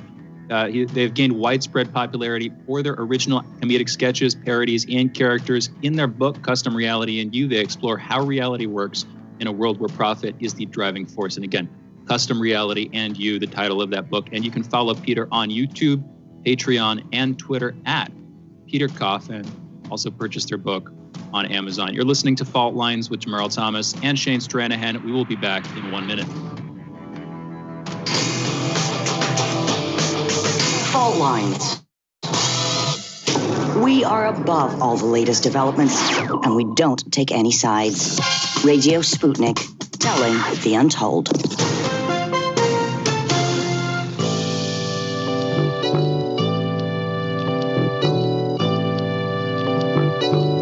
What's the most important hour of the day? It's the Critical Hour with Dr. Wilmer Leon. On this show, we don't just deliver the latest headlines. We divide the real from the fake. Tune in to hear from some of the most brilliant political minds of today. Get in-depth news and analysis that goes beyond the surface and digs straight into the details. Set your clock to the Critical Hour for a news perspective unlike any of those other guys. Tune in to the Critical Hour with Dr. Wilmer Leon, weekdays 6 to 7 p.m. Eastern, and catch us on Facebook Live. You're listening to Radio Sputnik.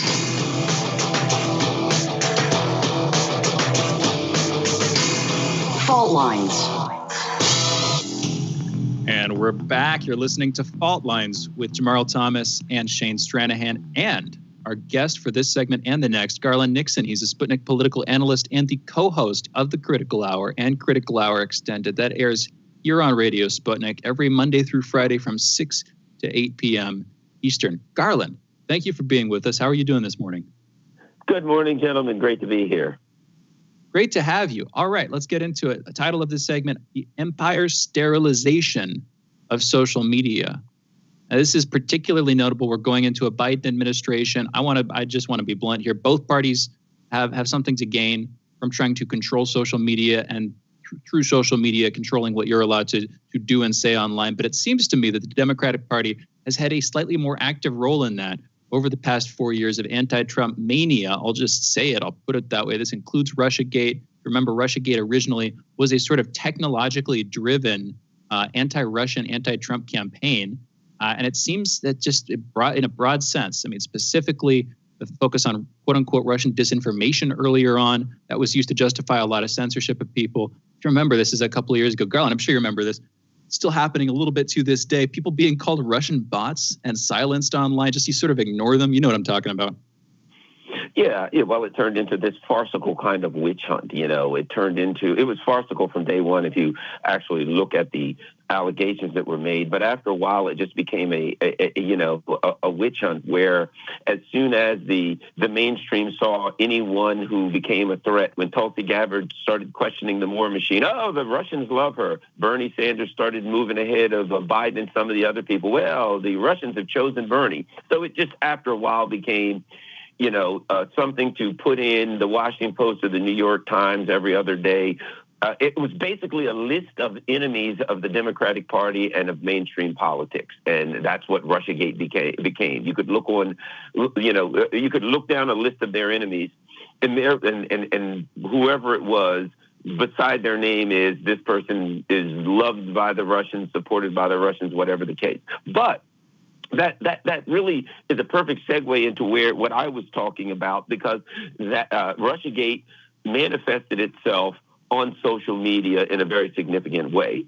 And it has kind of, I don't want to say transformed, I think, but it has it has become something because it never really changed, but it just kind of migrated into a much more broad program to, and the term I'll use is sterilized social media. And here's what I mean by sterilization.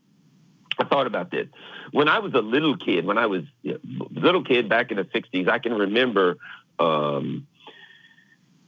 television. And it was all alike, you know what I mean? Every family you turned on was like Father Knows Best or something, and there was the mother and the father and the kids, and everybody knew, whatever the case, everybody knew their position. And there weren't people of color or gay people. It was just like, this is the way America looks, and this is the way you're supposed to think America looks. That's not how America really looked, but it was a sterilized, clinical version of America that we were supposed to believe this is what America looked like, and the world was supposed to believe that.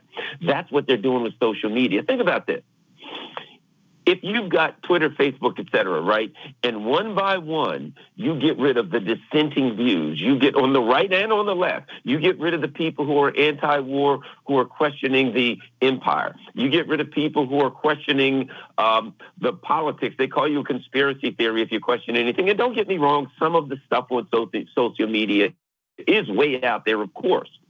But if you use that as an excuse to get rid of dissenters and questioners and people who push back on the establishment narratives, after a while, you sterilize it. And the only thing you have left are people that either go along with all of the establishment narratives or people who don't, but they're afraid to say anything because they'll be kicked off of social media, and social media turns into the equivalent of 1960s television program where it looks like reality because nobody on there is questioning these assumptions, questioning these narratives, but it's not. It's just that all the people who would question it are no longer there. Can you imagine what Facebook and Twitter, et cetera, will look like when they've tossed everybody off, which seems to be the eventuality, that would question the establishment narratives? It would be a sterilized fraud. Yeah, and it would be a site that's, like you said, is not reality. It's funny, we were having the conversation in the previous with Peter Coffin talking about this monetized reality and the way reality change. If you turn on you do a search on Google, is that reality? There's all sorts of layers of code and everything else between the search that you put in and the results that come back. It's reality. You may think it is. Same thing with Facebook, like you said, same thing with Twitter. You may get in your head that this electronic information that is being fed to me, that somebody else is choosing for me, is in fact actual reality. And there's also another aspect of that, Garland, this implicit pressure that's associated with media and representations of media. So you might have like gangster rap. Well, there's an implicit hypermasculinity that's associated with it that you may not be paying attention to it, but emulate or even look up to. And the same thing in regards to television with sex, teenage sex, all these things. I think these things give this kind of implicit pressure in regards to this is what behavior is and this is what behavior should be. And whether that's on social media or whether that's on television or whatever, it's manufactured. It's not entirely real world phenomena. Do you think that's what's coming? I mean, like how extreme do you think that gets? Is the horse out of the barn where, you can only go so far with that and the tech companies will only allow it to go so far? Or no, you think this is going into this kind of rollback in a sense in regards to what people can say, how people can say it. And by the way, and one last question to that, do you think that other systems will pop up that would allow people to get that free speech that was lost through Twitter and Facebook, almost like something to repudiate it by creating something else that was missing from, that gets lost in regards to their policy? Well, here's, I think it's the latter. Here's where I see things going. In the same way that news has become, if you're a member of the resistance, then you watch, MSNBC or CNN. If you're a MAGA person, then you're probably watching OANN. You may not be watching Fox anymore, but not at this point. Depending upon your ideological bend is where you go for your news. As we can see a lot of conservatives jumping ship and going to Parler. I think what social media is creating, whether they're intending it or it's organically, is they're creating the same thing online, where now you're going to have, let's say, a Twitter, and because you can't, you get thrown off if you question the narrative, or even if you don't question the narrative. We see instances where people get thrown off simply. It's obvious they don't like this group or this organization, and they wait till they say anything, and they say, okay, that's racist, anti-Semitic, Nazi, whatever the case may be, and they throw them off. So I think what we're moving to is the latter that you that you mentioned, where we have a stratified social media in the same way that we have stratified news. Okay, conservatives are on Parler and this and that. If you're a mainstream person, you're on Twitter or Facebook. Now, the issue is going to be is there going to be a place where dissenters on the left and on the right kind of come together and join together? That would be interesting to see. I think it would be powerful. It would be a good thing. But it's clear there's no place for you on mainstream social media anymore if you are a dissenter from the mainstream narrative. So either you get off social media because eventually you're going to get tossed off, or you find some alternatives. The question also is, can the alternatives grow large enough to be effective? I think over time they can. What kind of options we're going to see? But yeah, clearly this is not going to continue. This can't continue because what's going on? Twitter, Facebook, etc. They're just shedding people, shedding groups of people. You know what I mean? So at some point they run out of groups of people to shed, and the groups of people who are shed got to find some place to be. I mean, I think it's just a matter of time before YouTube starts getting rid of all of the dissenting YouTube shows, the Jimmy Dore's of the world, et cetera. That seems to be inevitable with the kind of people that Joe Biden is selecting. Of course, the problem right now is that a lot of people are sticking on Twitter, they're sticking on Facebook, but let's just stick with Twitter for a second, out of convenience. And that's just how it works. You have these network effects that kick in. Everybody else is there. That's where people are. So you're going to be there too. I think you're right. If there's a sort of mass exodus, if it gets tightened down even more, then people are going to start to leave. But what you also might see, what seems to be happening now, is preference falsification, basically where people are not saying some of the things they're thinking, not saying some of the things they could be saying, simply because they know if they do, they're much more likely to get banned, and they're sort of valuing that convenience. That's one way of looking at this. I'm curious, Garland, I don't think so, but do you see any hope of a political solution for this? Do you see Congress in the next 4 to 8 years? And it might take that long. I don't know what's going to happen. Do you see Congress moving to block some of this stuff, or what's your take, Garland?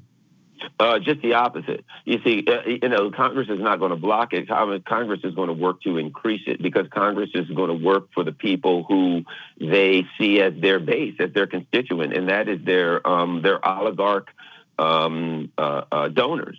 So in reality, the American people, the people, would like to believe that Congress is on our side, that we can seek redress from our elected officials and say, hey, guys, will you do this? And they'll say, sure. That's not the case. We can see in these parties time and again, people want the troops brought home, or Democrats want to, Medicare for all, whatever the case may be. And the particular parties will not go along with what the majority of the people in their parties want.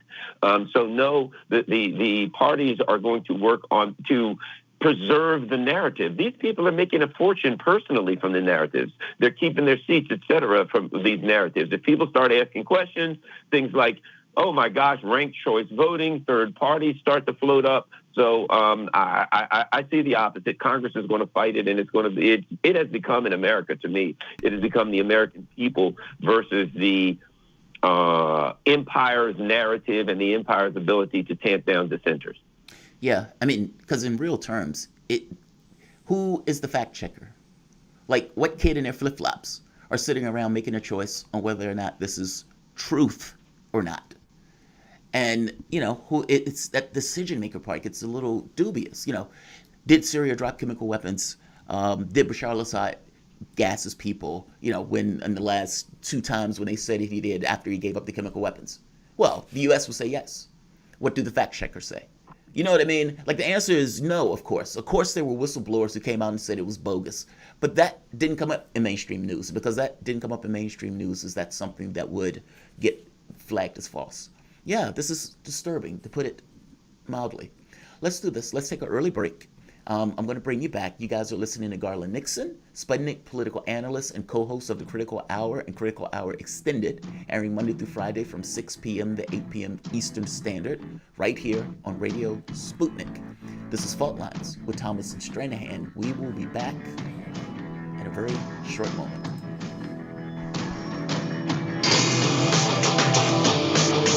Fault Lines. Shooting from the lip. We're taking no prisoners here. Real opinions for real people. Where we bring you people with controversial views, and instead of trying to catch them out, we actually let them expand on their views. What's going on in British politics, European politics, and indeed in world politics as well. And wherever you are, whether you're a UKIP supporter, a Tory or Labour, everything is in turmoil. John Gaunt. Shooting from the lip.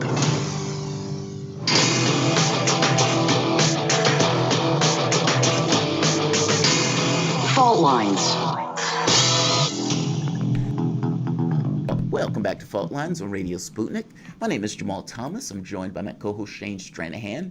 Joining us is Garland Nixon, Sputnik political analyst and co-host of the Critical Hour and Critical Hour Extended, airing Monday through Friday from 6 to 8 p.m. Eastern, right here on Radio Sputnik. So, Garland, is this the death of Russiagate? Now that Joe Biden is elected, this perfect election, the most perfect election in the history of elections, China, Russia, Iran, none of them could permeate this election for whatever reason. Perfect election. Joe Biden won. So does this end all of the Russiagate stuff, or is that just waiting in the wings for the next time around where they need to use an excuse to basically go after a political opponent? I think somewhat the Russiagate in its current in its original iteration is dead, which is the Russians are whatever they're doing to interfere with the elections. Look, let's face it. What was the allegation? The Russians hated the Democrats, and they were doing everything they can to stop the Democrats from winning. And anyone who the Democrats didn't like, anyone who mainstream Democrats didn't like, was the Russians did. If the mainstream Democrats didn't like them, that automatically meant the Russians did like them, right? But here's what I think is interesting. I think it wakes up. I think it's revived by the GOP in a new form. I think that one of the things the Democrats did was they taught the GOP a formula, and the intelligence community. They have a formula now for controlling the president.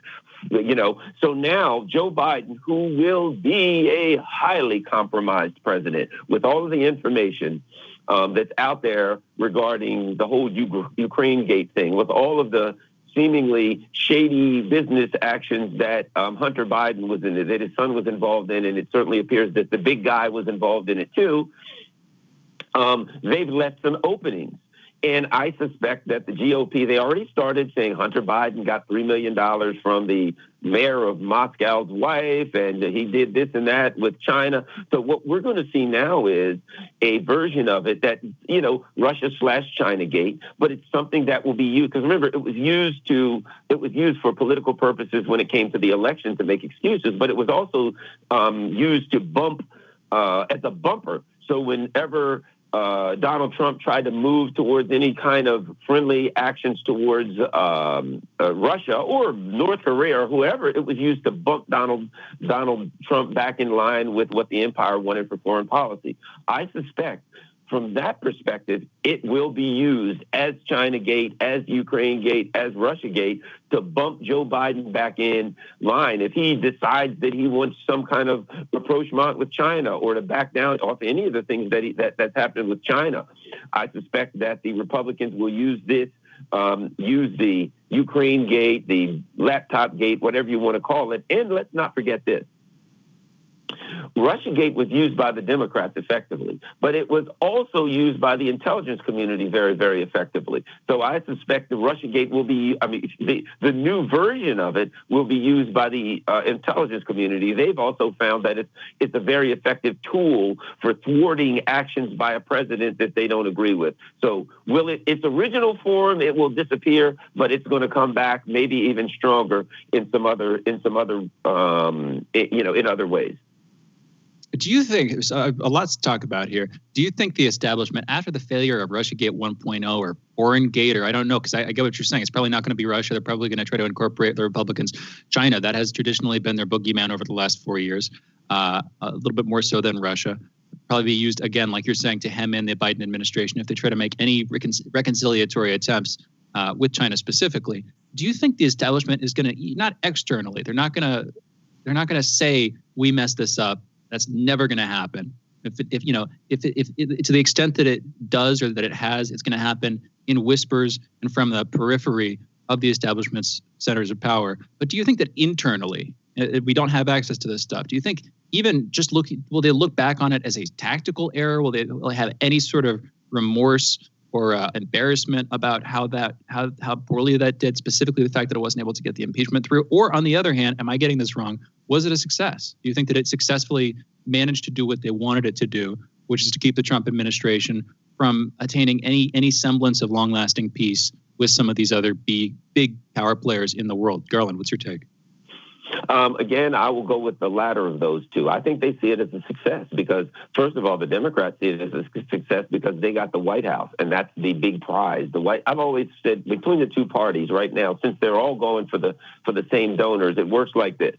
If a donor's giving away $1 million, if you got the White House, you get $750. The other party gets $250. If they get the White House, you get $250. The people with the White House get the other $750. So they're really just seeing who can get the big donors, who can get the most power and money. Bottom line is they're filling their own pockets, so they win. The Democrats have taken the White House, so from their perspective, that they win. So I would say the military-industrial complex would look at what's going on. They were able to thwart any possibility of détente with Russia. The Democrats are in. They were able to stop the investigation against Crossfire Hurricane and against Donald Trump, which would have been disastrous had the truth ever gotten out. It'll be interesting to see if the Republicans, how much they'll continue to put out, and whether the Durham investigation, as I suspected from the beginning, if there is anything that they have, which it may have been a fraud, but if there is, it'll end up in the shredder. So the bottom line is, to me, I think they're going to argue that they won and they're winning, and they're going to look at it internally and say, keep up the good work. Because let's face it, they only go to the next quarter. They're not looking at the long term. They're just saying, do we have power now? Will we continue to have power next week? Can we continue to enrich our donors and fill our pockets? All of those things, check, check, check, check. We win. This is 2020, and 2020 has had all sorts of, let's just call it bizarre calamities, in some cases positives, and depending on the people's life. But I have to be honest, a lot of the people I've talked to and interacted with, they've had a bizarre year, and that wasn't just on the political space. Hillary Clinton, when she was coming into office, there were several hints, and this is a radical shift, but there were several hints that Clinton was going to open the UFO books. Now, there were several parts to this. One, she was caught with the UFO book. Two, WikiLeaks revealed that she was pushing, I believe it was either Kimmel or Fallon, but I think it was Kimmel, to ask her the question about opening the books for the UFOs, meaning that was a question that they submitted because they wanted that question back so she can answer that very specific question. Podesta, her campaign guy, came out, made the point that his biggest failure was not opening the books and getting the UFO content out. So Biden gets his chance. It's a Democrat.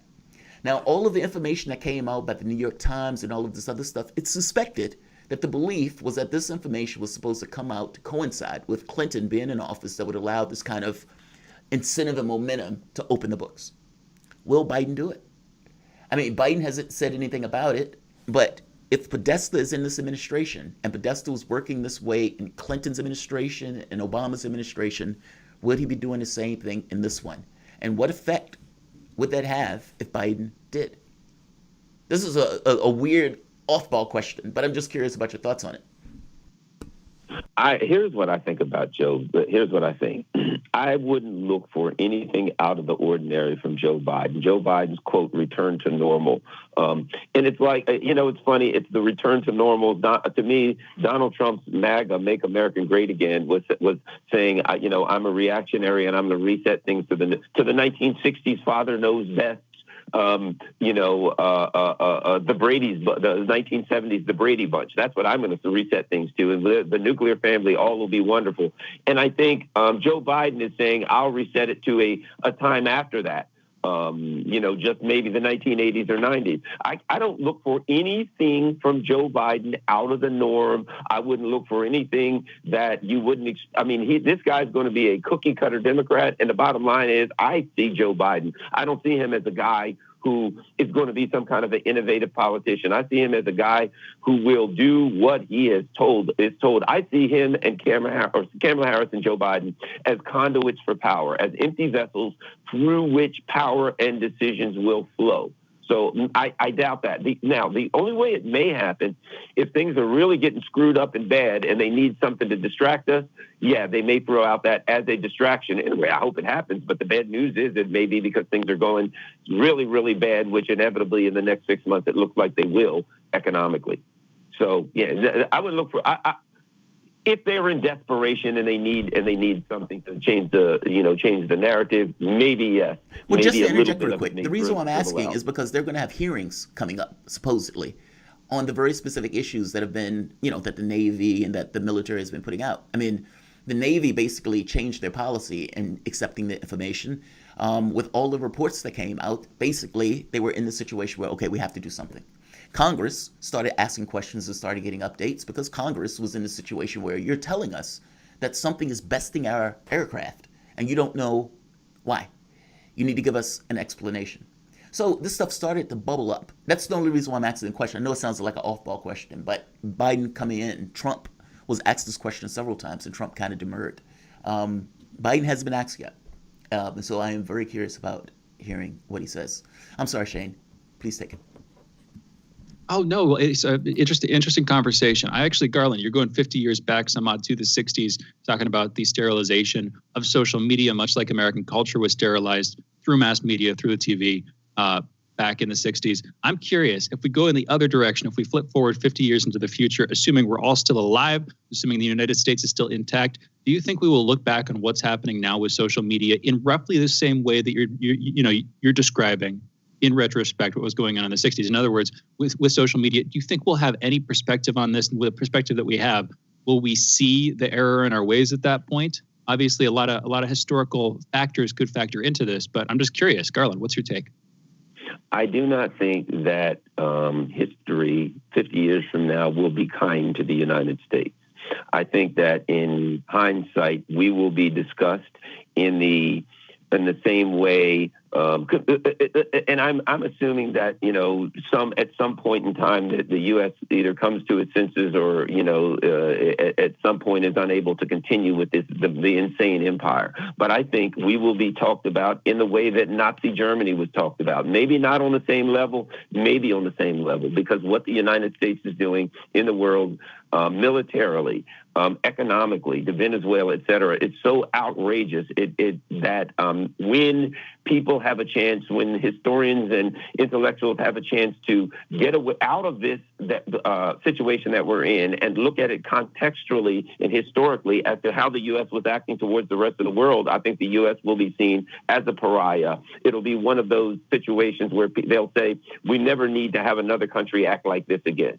That's my thoughts. I think they'll look at everything we're doing and say these people were problematic, because I think our dollar is going to crash to hell. And when it crashes really, really bad, we'll be out of the game. I just hope we don't take everybody else out of the game with us. That's my fear, Garland. I mean, everything else collapses, and you're stuck with $1 trillion military. And you started using the military to try to get some level of economic dominance that you couldn't necessarily get under normal circumstances. Meaning, initially, you could compete, and you could compete better than everyone else because all of the other countries were basically destroyed after the war. And you get to the point where when you have difficulty competing, let's say with a country like China, well, then the military becomes more of an asset. The propaganda becomes more of an asset. The bellicosity of saying, okay, we're going to stop you guys from operating in our country. Like, those things become South China Sea conflict. Those type of things seem to start to take off a little bit more so when military becomes, this is our last trump card. It's terrifying. It really is. But you guys... The dollar. That's the other thing. About 30 seconds. The other thing is the dollar is the sword of the empire. People are going to come to realize I cannot do business with the dollar worldwide. I got to get out from under this dollar because the U.S. will crush me and sanction me. And that's going to be the death of the dollar. We're killing the dollar ourselves. And anybody out in the world who has half a brain is going to want to do business with countries that don't use the dollar. 30 seconds. And a yes or no. Do you think that the countries are going to have a secondary consequence, meaning when Trump gets out, that they're still going to hold the U.S. responsible for what was taking place while Trump was in office? Absolutely, because Joe Biden, when it comes to foreign, the empire is going to do the same thing. Yeah. So they won't have an alternative but to hold us responsible because it ain't going to stop. The voice you guys are listening to is Garland Nixon, Sputnik political analyst and co-host of the Critical Hour and Critical Hour Extended, airing Monday through Friday from 6 to 8 p.m. Eastern, right here on Radio Sputnik. You can follow Garland's work as host of the Critical Hour. You can also find him on Twitter at Garland Nixon and Garland on Facebook and YouTube. This is Fault Lines with Thomas and Stranahan. We will be back in a moment.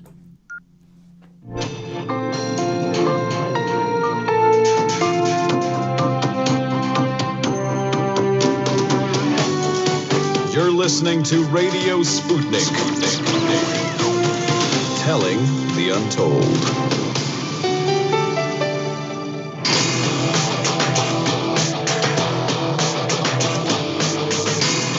Fault Lines.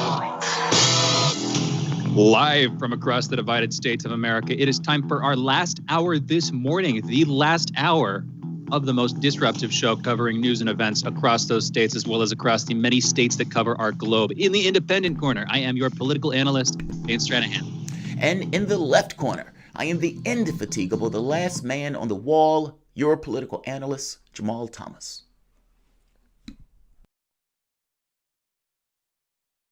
And with that, this is Fault Lines with Thomas and Stranahan.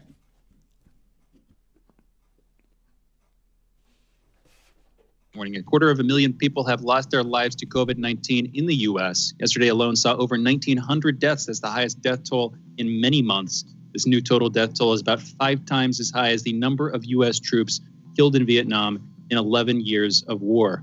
Officials in some states are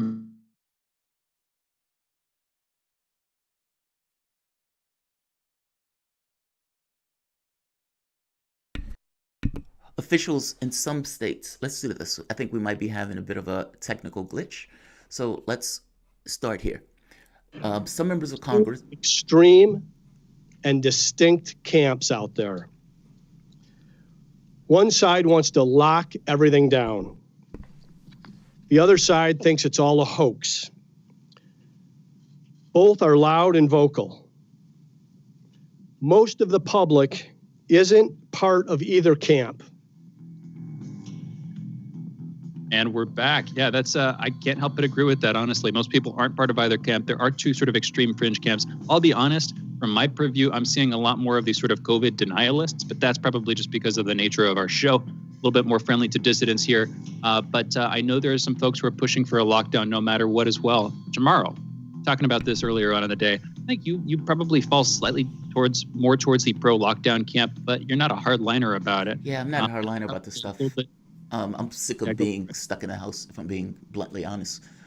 Look, if there is a medical emergency that warrants it, fair enough. But then you get into this fight about what does it mean to warrant it? You know, the subjectivity of language. I think I would probably be more on the side of a lockdown if it was necessary than I think some. By the same token, less than others. Like, I'm not a hardliner on it. If it's necessary, okay. But then again, you're fighting over the word necessary. So yeah, you're stuck in this kind of subjective space. I would say this though, I wouldn't have kids going to school. The lockdown is different than kids going to school. I mean, the lockdown has to do with issues of job, how you're going to pay for it, the economy, illness, those type of things. But school is not something that those kids need to be at. They can have other ways of doing schooling. So school, I'm a hardliner on that one. Keep those kids out of school if there's a potential for illness. But in the case of everyone else, yeah, I'm not a hardliner on it. I mean, there's a middle ground, I think. I mean, the problem is the moment that you get like 2,000 deaths a day, 2,500 deaths a day, what do? You know what I mean? Like at a certain point, it becomes so over the top that it feels like the government has to do something as opposed to just kind of stand pat. No, man, I'm not a hardliner. I'll be honest, Jamarl, I'm worried going to cold and flu season that 2,000 deaths a day will seem trivial compared to what we're going to see. But hey, that might be apocalyptic sounding. On the issue of school specifically, I've got another take on this. I'm opposed to school. And so on the one hand, I mean, at least our current school system, industrial education, opposed to the way we're doing that stuff. So anything we can do to reform or replace that system, if that's spurred by this crisis, all for the better. On the other hand, I think kids should be able to hang out and play with other kids.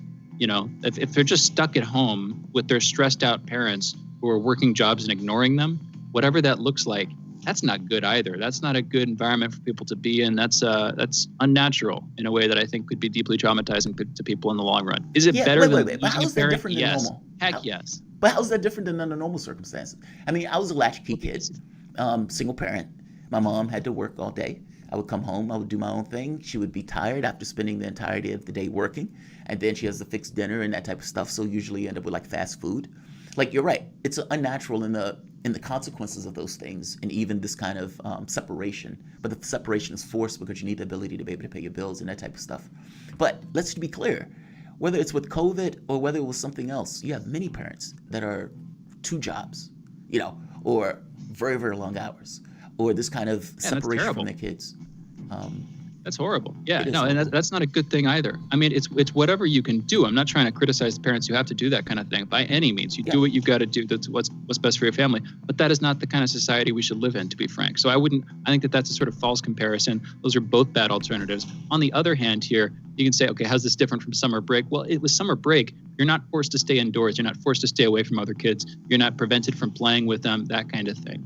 I'm not making a comparison. I get it. No, my point is saying that it sucks, yes, and it's unnatural, yes, but it's part of our society with or without COVID. The comparison, there wasn't a comparison there. It was more so just making the point of saying, yes, that's horrible, but it is also normal in the way that we operate, unfortunately. It depends what you mean by normal. This is one of those conversations we could just go back and forth. It might be normal in the current statistical distribution that our country runs on. Maybe not, but it's certainly in a historical sense, it's not normal. It's not, it's not good for a human being, frankly. And I'll let me ask you this, by the way. That's what I wanted to ask you. You were homeschooled. Do you think COVID is going to change that around? Like, meaning the way we work and the way that we operate. You have a lot of people who the company used to say you must be here to work. And now all of a sudden with COVID, you have a huge number of people who are working from home, who are working remote and all of this other stuff. And you realize, oh, wait, these people can work just as well. And then you get into this notion of maybe potentially more homeschooling for kids who are working or doing from school. Do you think that this changeover is to some degree permanent? Meaning like the trajectory of the stuff because of the COVID stuff? Whether it's jobs, whether it's shopping, or for that matter, whether it's kids in schools? No, I don't. For a little bit there, I was thinking it might, but at this point, I don't. I think, again, if you're working at home, you can't homeschool your kid effectively. You might be, effectively sitting them. You might be effectively hanging out with them so that they don't get themselves into trouble. But I don't think there's going to be a long-term transfer simply because a lot of people don't want that. If you're already working a job, and I hate to say it, if you're already working a job, you probably enervated, and at the end of the day, sitting with your kid while it's delightful, having to teach them according to a school curriculum, which is hard for teachers to do it, might be even harder. It is harder for parents to do in some sense. It's just not pleasant. I was actually, to be clear, I was unschooled for the most part. So I was briefly homeschooled according to a school curriculum. And then I kind of just did my own thing for a while, started working in web development when I was 13, 14 years old. And at a certain point started to read more. That was kind of my personal trajectory. And that was a lot easier for my parents to do because they didn't have to sit there with me and read to me from a textbook or ask me to read from a textbook and then test me, which I think is, again, a kind of a byproduct of this industrial form of schooling that we're working with now. But anyway, that's my personal experience, not necessarily advocating everybody do it that way. We do have other headlines, however, and I'm thinking of getting back into them. Some members of Congress are opposing the Trump administration's new arms deal with the United Arab Emirates. This comes only weeks after the normalization of diplomatic relations between the UAE and Israel. That's a deal brokered by the United States. Democrats Bob Menendez and Chris Murphy, along with Republicans Rand Paul, are introducing joint resolutions of disapproval in opposition to the deal. The Trump administration is seeking to rush the sale of nearly $23 billion in F-35 fighter aircraft, Reaper drones, and munitions to the UAE. The administration notified Congress of the sale only this last week. U.S. Secretary of State Mike Pompeo, who is currently in Israel, will visit the Golan Heights later today, a region of Syria which has been occupied by Israel for decades. Pompeo said last year's decision by Trump to recognize the area as part of Israel is, quote, simply a recognition of reality, end quote. Pompeo will also be visiting an Israeli settlement in the West Bank. I just want to point out here, haven't mentioned this so far during the headlines, Golan Heights sitting over a heap of oil there. Genie Energy, as folks who've been listening to the show for a long time will know, Genie Energy, a company with a weird board of directors, including Rupert Murdoch, head of Fox. Rupert Murdoch sits on the board of directors of that company. Genie Energy has exclusive oil drilling rights to the oil under the Golan Heights. So there is an economic interest at play that some Americans hold the rights to as well. Also a Rothschild on the board. Also Governor Richardson of New Mexico. Just a sort of motley crew of different big players sitting on the board of that oil drilling company. Anyway, I just want to throw that in there. That's relevant. In our next headline, presumptive President-elect Joe Biden's foreign policy advisor Antony Blinken on Thursday on Twitter urged an end to fighting and protection for civilians in North Ethiopia, where federal troops are battling rebels in a war that has been rocking the Horn of Africa and sending refugees fleeing. The conflict in the Tigray region has killed hundreds and possibly thousands, sent 30,000 refugees into Sudan, and called into question whether Prime Minister Abiy Ahmed, Africa's youngest leader and last year's Nobel Peace Prize winner, can hold the nation together. Ethiopia is a federation of states run by separate ethnic groups, and the war pits the central government against one of the most heavily militarized regions. It also pits the central government against its former dominant political power. The Northern Tigray People's Liberation Front effectively ruled Ethiopia for decades as the strongest force in a multi-ethnic coalition. That was until Abiy took power 2 years ago. Refugees from the fighting say that militias from neighboring Amhara state, which has a border dispute with Tigray, are also backing government troops. Well, results are back from an inquiry into potential war crimes committed by Australian forces in Afghanistan, with the results saying that 19 former and current soldiers should be referred for criminal prosecution for the killing of up to 39 Afghani civilians. The redacted findings were released by the head of the Australian Defence Force, Angus Campbell, who said that, quote, rules were broken, stories concocted, lies told, and prisoners killed, end quote. Some of the Afghans were reportedly killed as part of initiation rituals by junior special forces at the order of senior officers in what was known as their, quote, first blooding, end quote, a grisly term to describe a grisly practice. Some of the prisoners there were already detained when they were killed. Others were unarmed. The Office of Afghanistan's president says that Australia's prime minister has expressed his deepest sorrow over the conduct of Australia's special forces. Not that that's enough to make up for those dead and tortured. Last headline here. In his keynote speech ahead of the Asia-Pacific Economic Cooperation Summit, Chinese Premier Xi Jinping described China's economy as the world's forerunner in economic growth, pledging to, quote, further reduce tariffs and institutional costs and expand imports of high-quality products and services from all countries, end quote. The Asia-Pacific Economic Cooperation Pact is an intergovernmental forum for 21 member economies in the Pacific Rim, including China, Russia, the United States, Australia, New Zealand, Japan, and South Korea. Xi also called for stronger policy coordination in his speech among international communities and said globalization is, quote unquote, irreversible and that China will not engage in quote-unquote decoupling. I'm going to quote here from him. Our new development pattern is not a closed domestic single circulation, but an open and mutually promoting domestic and international dual circulation, end quote, Xi said. The dual circulation strategy sees that China's next phase of development will depend mainly on quote-unquote domestic circulation, or an internal cycle of production, distribution, and consumption backed by domestic technological innovation. At a meeting last month, Xi and other leaders laid out a blueprint for China's 5-year plan and key objectives for the next 15 years. They included goals to turn China into a high-income nation by 2025 and advance to a moderately developed nation by 2035. And you know what? I'm going to have to take it back. I said that was our last headline. One more to add in here is the labor numbers have come in. A quote from CNBC, the pace of workers filing for unemployment claims picked up last week and was a bit higher than Wall Street had been expecting. Jobless claims totaled 742,000 for the week. That's ahead of the 710,000 estimated from economists surveyed by Dow Jones, according to the Labor Department. And with that, those are our headlines. You're listening to Fault Lines with Thomas and Stranahan. Labor numbers, the unemployment claims coming in just a notch higher than expected. 742,000 ahead of the 710,000 estimated. Interesting to see that. I mean, obviously, still under Trump's administration. This is after President-elect Joe Biden was sort of presumptively named the president-elect. So it's, not on him at all. This is after the election, though. So politically, it's not as relevant. I'm curious, Jamarl, this is a bit of a segue.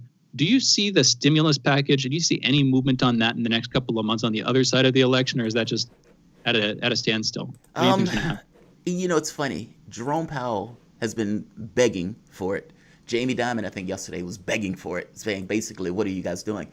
I don't see anything before Biden takes office. And after Biden takes office, the question becomes, what is Mitch McConnell going to allow?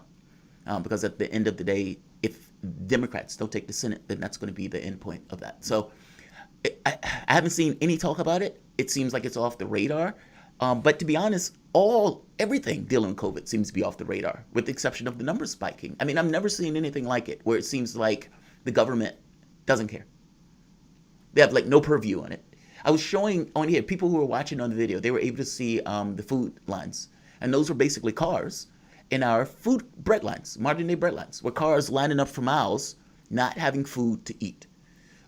And this is what I mean. There's nobody with their hand on the wheel. It seems like nobody cares. There's nothing in government that seems to be doing anything about something that is unrestrained. And even when Donald Trump was pretending to, well, the pretense at this point seems to even be gone. So no, I haven't heard anything about it. But let's do this. You guys are listening to Fault Lines with Thomas and Stranahan. Let's go into a break. We will be back in a moment.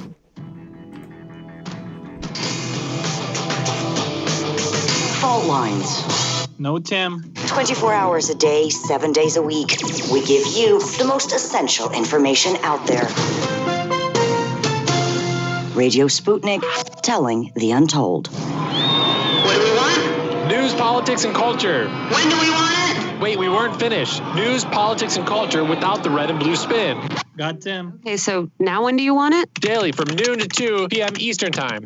Okay, satisfied now? Never. Tune into Political Misfits on 105.5 FM in Washington, D.C. and on 102.9 and 104.7 FM in Kansas City, Missouri. Daily for our analytical fix. Don't surrender.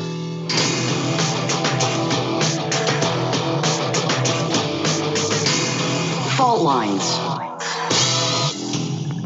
And we're back. You're listening to Fault Lines with Jamarl Thomas and Shane Stranahan. And our guest for this segment and the next is Tim Canova, political activist and law professor whose work as chairman of Progress for All is focused on supporting progressive candidates and causes at the national, state, and local levels. Although last we checked, Tim, you were feeling pretty disenchanted with our political system in general. Is it fair to say, does that bio still fit? Are you still in the political game, or have you sort of pulled back to meditate and think over your plans at this point? Tim, where are you at on that? It's a good question. I've been mostly active as a law professor these days, teaching and writing. Where is there an opportunity to be active supporting state and local candidates these days? I just don't see it. So Progress for All does a lot of different things, and certainly trying to articulate an agenda forward is where it's at right now. And again, for those listening, you can check out Progress for All, progressforall.org. That's the website for it, progressforall.org. Jamarl, what were we going to say there? No, I was just going to say, Tim, so if you're going with the group, the Progress for All, basically trying to, let me ask you this. From the standpoint of the electoral system, I mean, you were in politics, and I think people know you at this point, that basically the shenanigans that went on in Florida, Brenda Snipes being kept on her job, despite the fact apparently being horribly bad at her job, even to the point of breaking the law, and that didn't seem to be a consequence. Rick Scott runs in a race, same shenanigans happens. After that, they get rid of her, if I'm not mistaken, or at the very least they do something. If you had the ability to whisper into somebody's ear, and you had the ability to kind of change our electoral system to ensure that there's transparency, that there's accuracy, how would you go about doing it so that the public itself would have the knowing, almost like a flat fact knowing, that the electoral process was legit? Well, I'm glad you're asking that question, because there's a lot of focus on everything that's wrong in the system and not quite enough on what we can do to change it. What's wrong in the system, of course, is that electronic voting and tabulation of the votes electronically is not transparent or verifiable, and that it gives bad actors the means, motive, and opportunity to simply rig elections.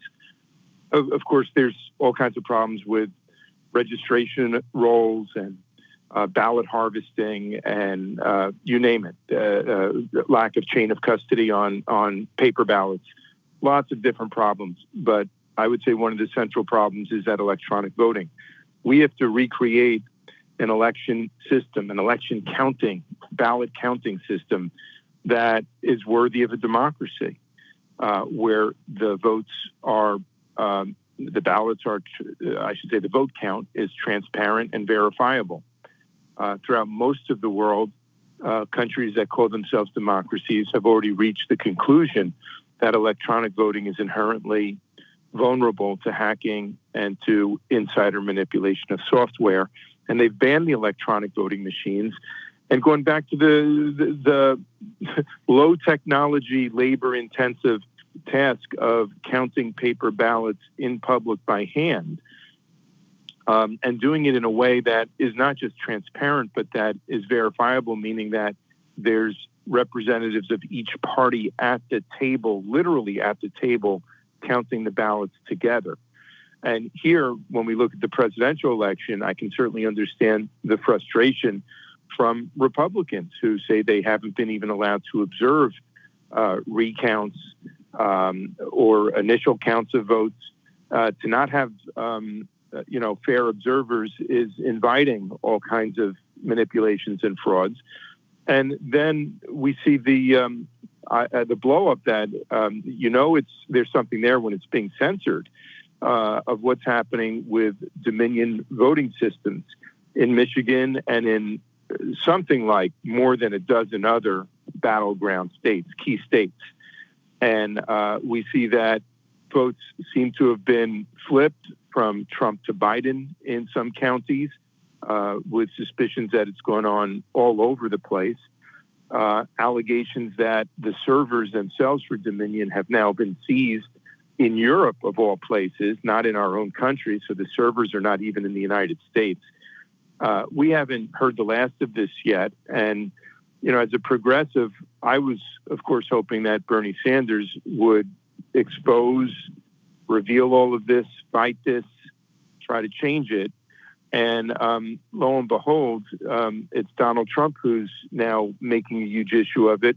And of course, Trump haters will try to sweep this under the table and say there's nothing to the allegations. And I'm sorry, they're saying it because they just don't want Trump in office. This goes well beyond the problems of one election. The country survived 4 years of Donald Trump. I'm sure it would survive another 4 years of whoever's elected if it's a fair election. But if there was massive manipulation of votes by computer, basically, we'll never have another fair election again if that's rewarded and not punished. Tim, can you give us the scoop? What have you been seeing with Dominion? A bunch of stuff happening on that last week. Originally, Louis Gohmert came out and said that servers had been seized in, I believe it was Germany, by the army. Then AP News reported that hadn't happened. It's kind of been back and forth on that. Also, the ownership of Dominion, the relationship with Seidel has been contested. There's a bunch of stuff here. Could you just make the case there? What have you been seeing with that, Tim? Well, I think you've laid it out pretty well. And just because Associated Press says it's not so doesn't mean it's not so. I think we've learned over the last 4 years not to trust the fact checkers too much. They themselves are quite biased, and they have their own agendas that we can only speculate what they're about. They've they've lost so much credibility when it came to the whole Russiagate propaganda, when it came to impeachment over a phone call with the Ukrainian leader. And now we should just believe them just because they say the servers weren't seized, and believe them over a congressman. Who knows who's telling the truth? I don't know, but it's certainly entirely possible the servers are not in this country. If they weren't seized, they should be seized. So I don't know the definitive answer to that. I think for a lot of this, it's wait and see. People are at the edge of their chairs waiting to find out what happens. But there certainly seems to be foreign connections to Dominion and the software company they use, including connections to Venezuela. Okay, Tim, changing topics slightly. A bunch of stuff to talk about here. Here's the thing. Talking about a minute ago about electronic voting, about digital voting. It seems on its face, looking at it from a sort of more technophilic perspective, somebody who likes technology broadly, that would save time, that would save energy, it might speed things up. Granted, what you were saying appears to hold true. We were talking with a guest the other day who was describing last-minute changes to voting systems. I believe it was in Georgia, where the programmers, engineers basically came in the night before and were actually changing the code. That's inefficient. That's institutional inefficiency, and arguably there might be some corruption going on there too. But again, it would be advantageous, especially if we're wanting to increase voter turnout. You're wanting to sort of bring America into some new degree of democratic involvement. You might want some degree of automation there. But I completely hear what you're saying. What would you look for? Is there any hope for that to be effective, or is it just, do you think it's permanently we should stick with paper ballots? What's your take? I don't want to misrepresent you, Tim. So it's possible blockchain technology is already there. I don't know. There's a lot of talk about blockchain right now. But short of blockchain, whether it's open source or closed source software, I would not trust it whatsoever. You talk about the efficiency of electronic voting machines. Well, the system we have right now is paper ballots, but they're paper ballots that are generally run through electronic tabulators.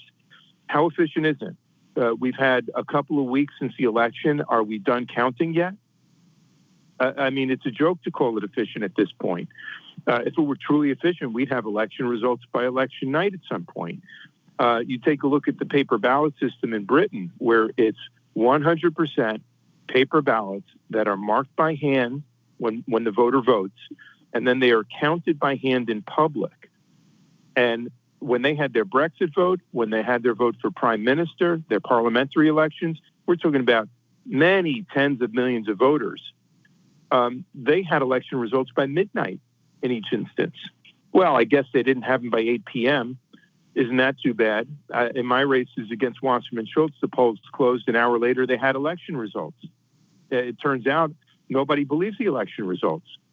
And why should we? They threw out all the paper ballots when we wanted to inspect them. So I don't even agree with the initial premise that because of the scale of voting and the number of voters, you need computers to count the votes. I think of it as a jury pool. We wouldn't have computers decide whether somebody's guilty or not. We trust human beings to listen to the evidence and to reach their judgments in a jury. Well, in counting the votes, if we've got, 150 million votes to count, how can we count them all? Well, we've got a population of 335 million approximately. That's a huge jury pool to draw from, to have basically an army of citizens that publicly count the votes. You could even pay them a little money, and I'm sure it'd still be much more cost effective than throwing billions of dollars at the voting machine industry, the electronic voting machine industry and software industry. Tim, how do you do this? Let me ask you this. I think I am less cynical than you are on this. I do believe there's a floor on some of this stuff, whether I can nail it every time or not. I agree with you that transparency is a remarkable problem in our elections. I even agree with you that it seems that the federal government in both houses, Democrats and Republicans, are perfectly okay with the system being dodgy. It seems that they allow it to be. When Tulsi Gabbard came out with her policies of trying to come up, to reform the voting system, nobody was interested. And this is after, mind you, screaming that the Russians had toppled democracy itself. And so it's like, so wait, either you believe it or you don't.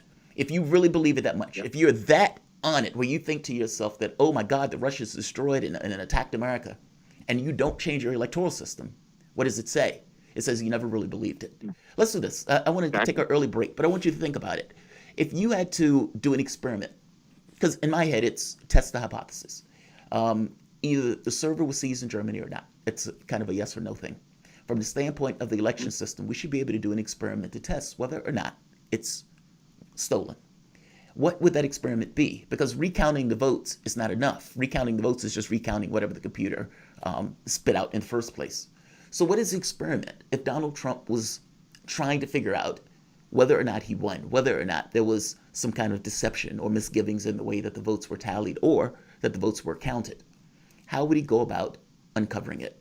Let's take a break. I want you to answer that when we come back. You guys are listening to Fault Lines with Thomas and Stranahan. Joining us right now is Tim Canova, political activist and law professor whose work as chairman of Progress for All is focused on supporting progressive candidates and causes at the national, state, and local levels. We will be back in a moment. This is Fault Lines.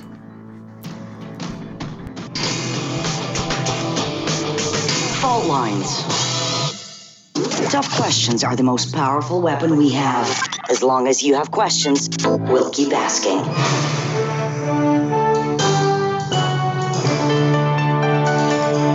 Radio Sputnik, telling the untold. In a media landscape filled with so-called journalists acting as stenographers for their billionaire bosses, there is a desperate need for news, analysis, and perspectives that buck the status quo and get to the heart of how domestic and international events impact you and me, as well as showing how we can get involved in the struggle to change that status quo. Check out By Any Means Necessary on Radio Sputnik, Monday through Friday from 2 to 4 p.m. Eastern, to hear the stories and voices that mainstream media refuses to tell you. And join us as we connect the political, social, and economic movements shaping the world around us. That's By Any Means Necessary, Monday through Friday at 2 to 4 p.m. Eastern, right here on Radio Sputnik.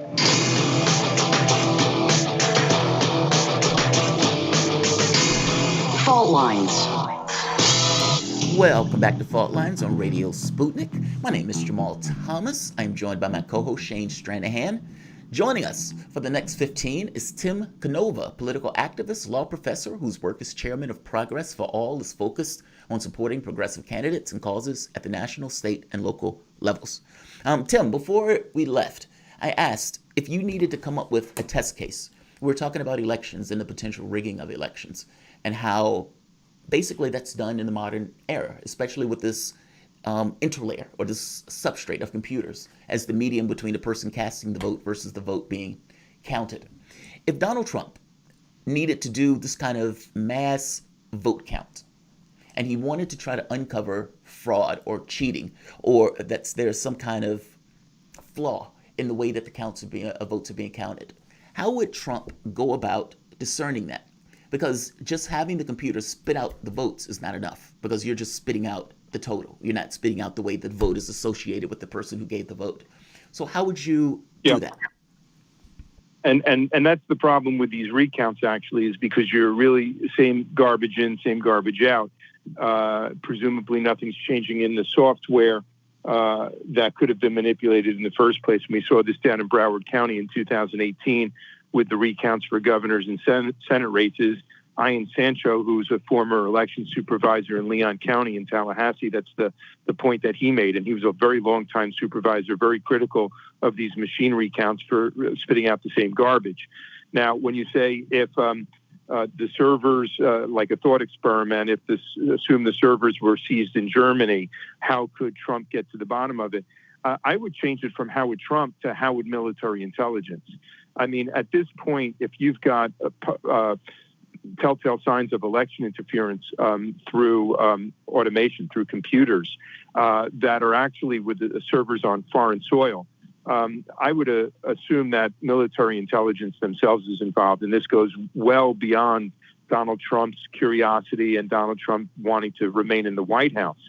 And what would they do? What would military intelligence do if the U.S. Army actually did or does in the future seize those servers? The servers themselves should tell the story. They should show what the actual real vote count was before the algorithms got changed to flip massive votes around the country. So it's a matter of just analyzing the servers by agencies that have that kind of a capability. You know, Bill Binney had been a long time with the National Security Agency, one of their leading technology experts. And, I don't have his resume in front of me, but the kind of programs he worked on and invented became, the groundwork for future surveillance. And Binney has been critical of what? The narrative of Russia hacked the DNC. He's done it by analyzing, I think, the download speeds of the data. But he's made the point there that if we had the DNC servers, you could tell the whole story. But even beyond that, not even having the servers, the National Security Agency, the NSA, has the capability to track every keystroke ever made in the world. So you might not even need the servers to get to the bottom of this.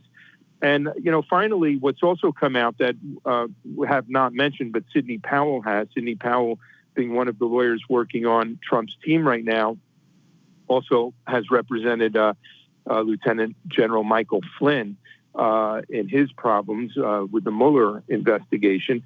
Sidney Powell pointed out two programs that the intelligence agencies had called Hammer and Scorecard, which he claims was basically handed to the DNC. And it allows, from a centralized location, the flipping of the votes through the Dominion system, but not just the Dominion system, also election systems and software, ES&S, which is used here throughout Florida and was used in my two elections.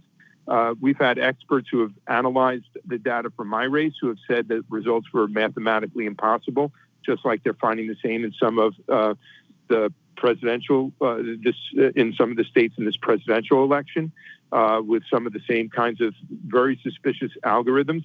And ES&S has the same functionality, the same capability to fractionalize votes. And by fractionalizing the votes, they're able to actually set a cap on any candidate. They can set the software so a candidate gets 43% of the vote or gets 5% of the vote. I mean, it makes one wonder if there's not a dark market in elections in this country. You can go back to, I think, the George W. Bush years when Admiral Poindexter headed DARPA, the Defense Advanced Research Projects Agency. That DARPA had essentially developed and invented the internet, and Poindexter was calling for a prediction market. Is there a prediction market on elections? It's entirely possible at this point.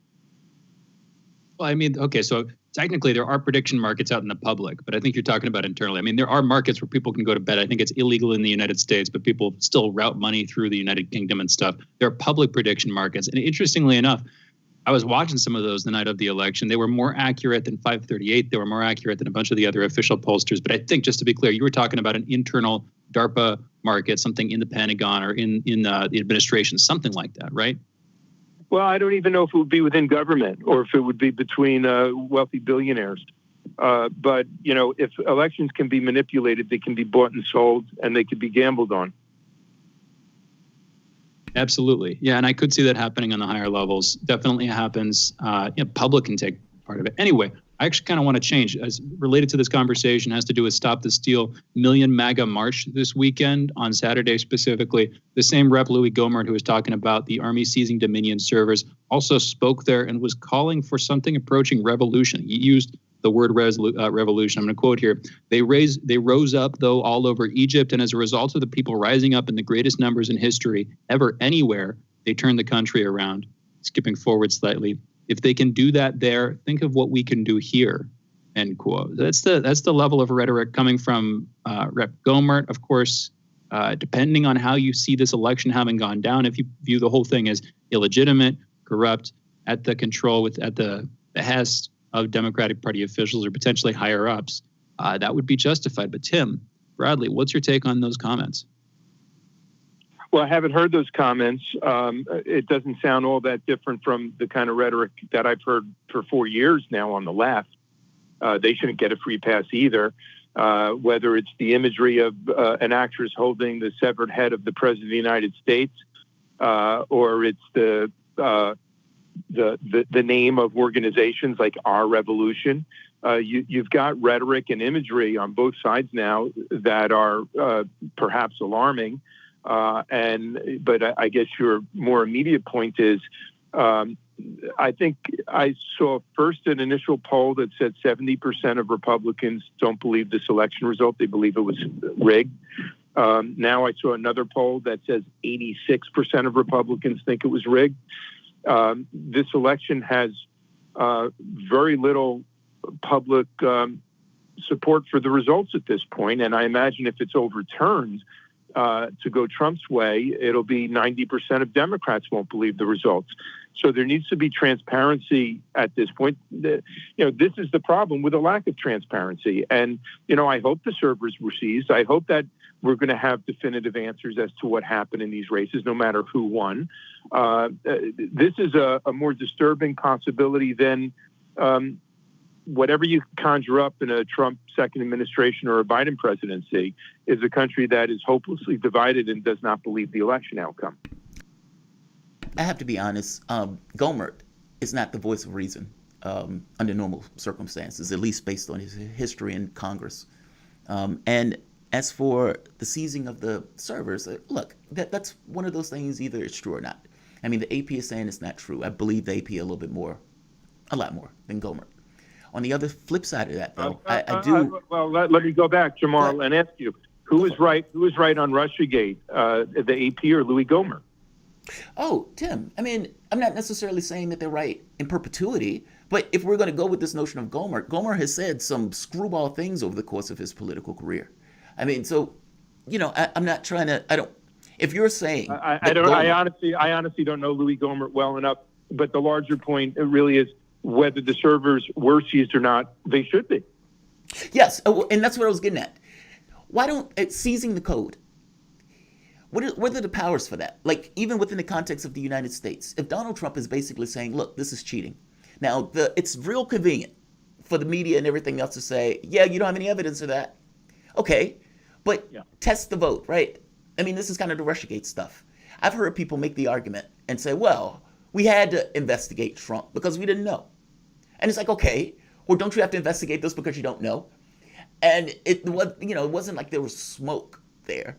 It was basically a political op. In this very specific case, there are issues of non-transparency. There were issues that we had the guy on that made the point of saying the coding updates at the very last minute. I don't necessarily believe that Trump won this election.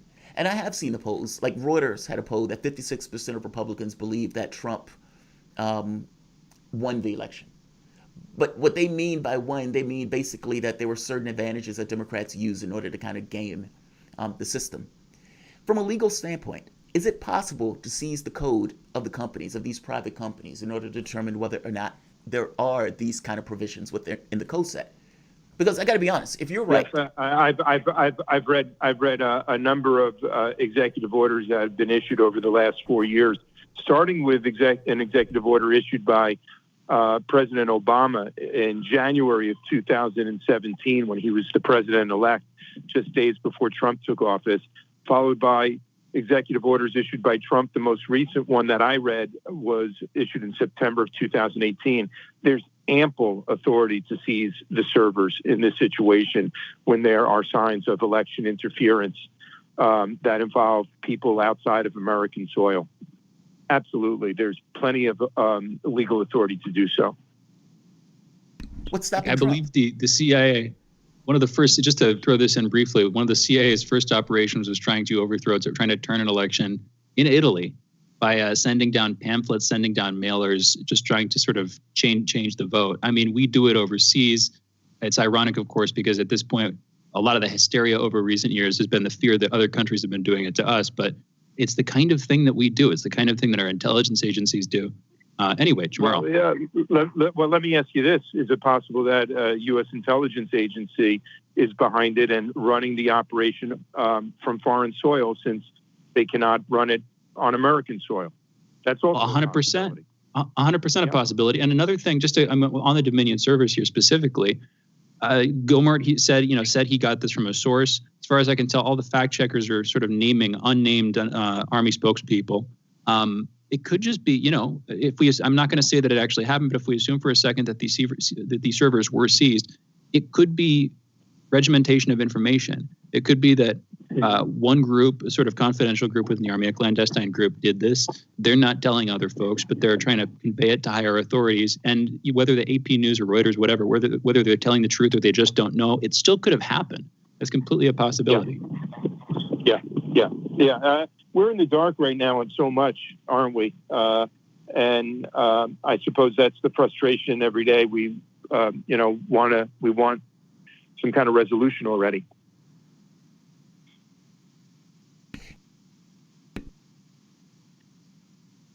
Tim, Hello? We're coming to the close. Where can people find you're putting out work. I mean, you're working for the chairman of Progress for All. Where can people find your information and what you're pushing for? Sure. So we have a nonprofit, Progress for All, which is available online. And at this point, since election season is over, we're not really actively supporting any candidates at the moment. We're pushing for election integrity reforms, and we've been pushing from day one when Progress for All was first formed. Folks can find me online. They can find me on Twitter at Tim_Canova. They can find me on Facebook. I'm easy to find. So I don't think folks will have a problem tracking me down. Very cool. Tim Canova is a political activist and law professor whose work as chairman of Progress for All is focused on supporting progressive candidates and causes at the national, state, and local levels. Tim, thanks again for coming on, man. Thank you for having me on. Appreciate it. You guys are listening to Fault Lines with Thomas and Stranahan. We will be back in a moment for the wrap. I like that term, the wrap. Fault Lines. 24 hours a day, 7 days a week. We give you the most essential information out there. Radio Sputnik, telling the untold. Feeling kind of blue, but maybe also kind of red, and kind of purple, and kind of alone? You've got a friend on Radio Sputnik. Tune into Political Misfits from 12 to 2 Eastern Time, Monday through Friday, for news, politics, and culture without the two-party bias. Catch us daily on 105.5 in Washington, D.C., or 102.9 or 104.7 in Kansas City. Or find us on Twitter, Facebook, YouTube, Spotify, or wherever you get your news.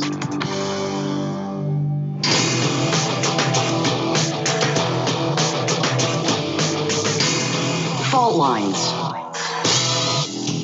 And we're back. You're listening to Fault Lines with Jamarl Thomas. That is my co-host, and myself, Shane Stranahan. And our phone lines are open. That means you can call in. We are taking your calls. The number is 202-521-1320 or 202-521-1320 to be slightly faster with that delivery. Again, though, phone lines are open. Jamarl, interesting show today. Interesting conversation there with Tim Canova. Also, just a brief shout out. First time guest we had on today, Peter Coffin. I thought that was very interesting, especially this may have been intentional on our producer's part.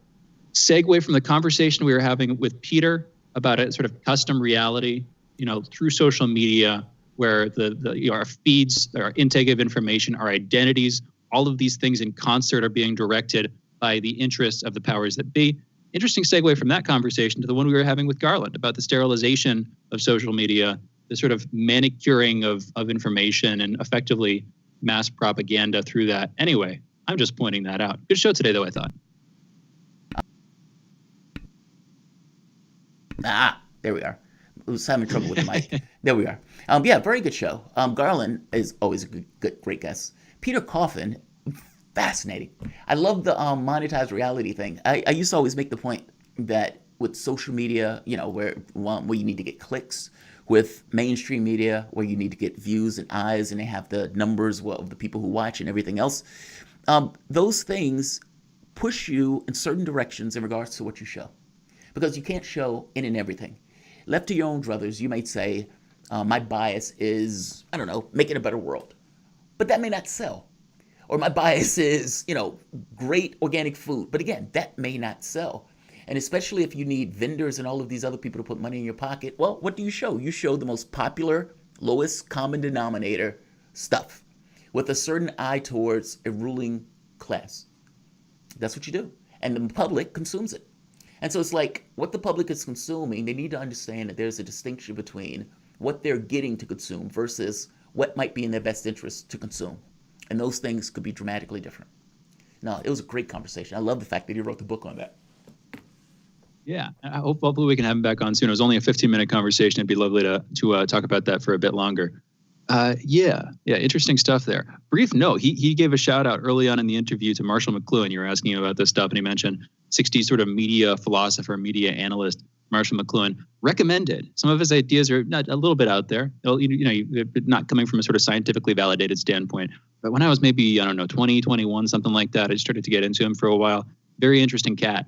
And part of it, if people are familiar with him, if they've been following his work for a while, long since passed away, sadly.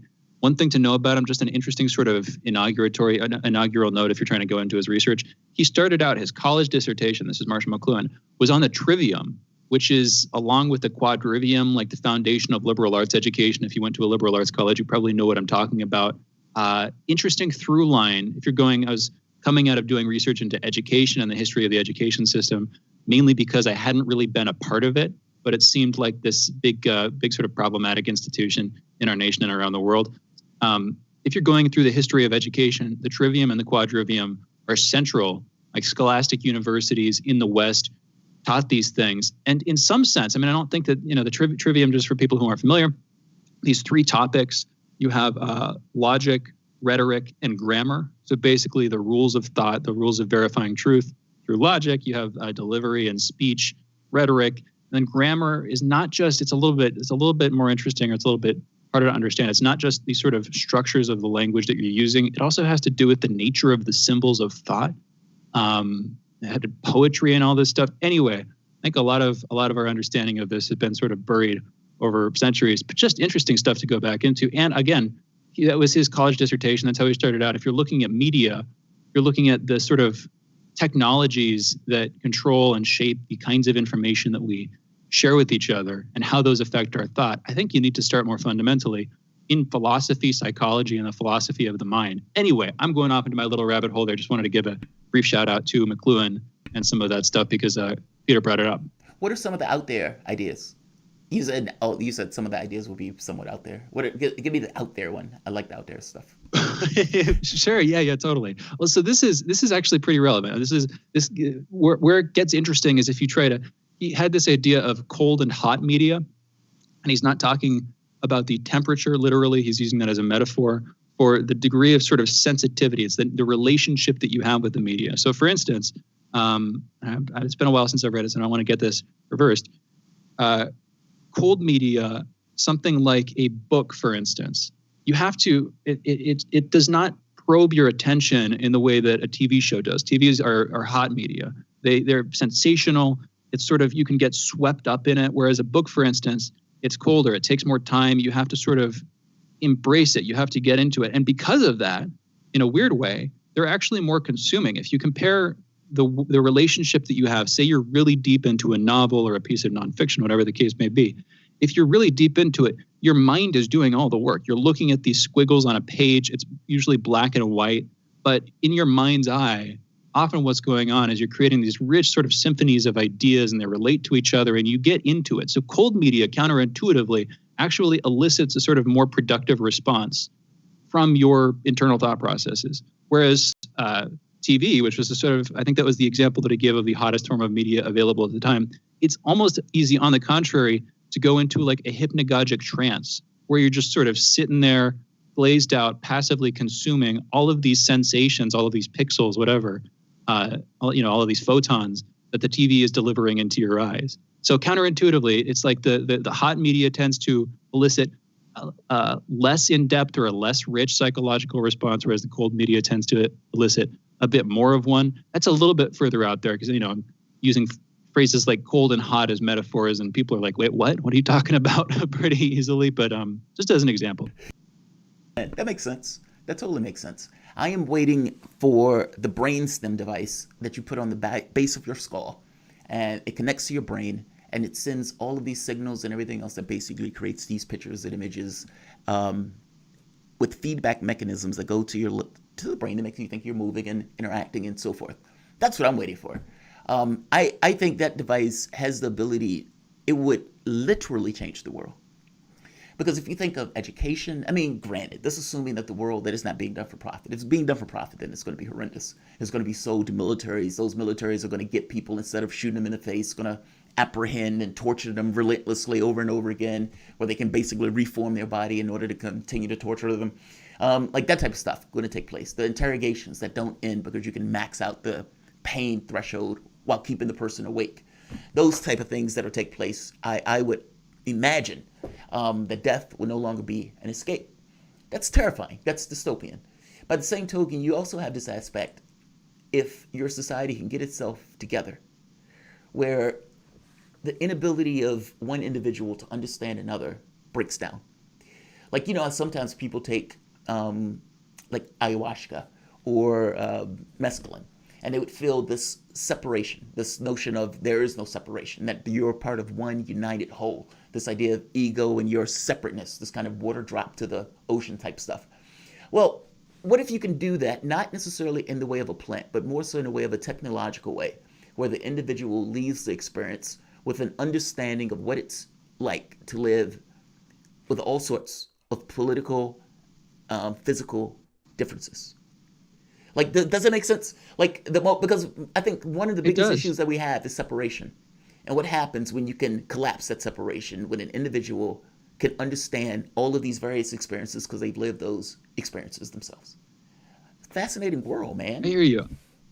It's true. I think part of it, though, is that, and I'm not sure, different people have different responses to drugs, obviously. Yeah. So I don't want to paint with too broad a brush here. But I think that part of what happens when you go through what you might call a successful ego dissolution experience, where on the other side of that, you don't end up with schizophrenia. Instead, you end up with like a sort of more unified consciousness in some sense. You're able to like reconcile yourself with your traumas, your hopes, your fears. Right. You come out of it on the other side, a different person, maybe less of the kind of person that you were before, but nevertheless, you feel better and you're able to relate to people more effectively. I think part of it is, though, if you don't go into it with the sort of mechanisms or the background to understand those experiences, you can get straight up a dissolution of your consciousness in a negative way, like more schizophrenic. And I think part of it is, I don't know exactly how this works. Don't know the process is. We're still understanding a lot of this stuff, different competing neurological theories about how this stuff works. But like literally, if you don't go into it with the right chemicals being conducted through your brain, then what might happen is you come out the other side, things don't make sense. You feel radically separate from the world because you feel separate from yourself, and you start going a little bit crazy.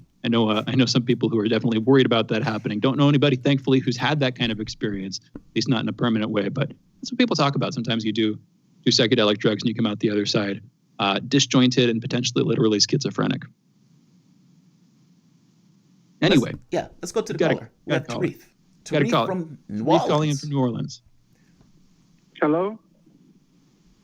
What's going on, Tarif? You're on. Tarif. Hello? What's going on? Hello? Can you hear me? Oh, yeah. Yeah. I have 5 comments. It's going to be quick. The last one, I got to explain it.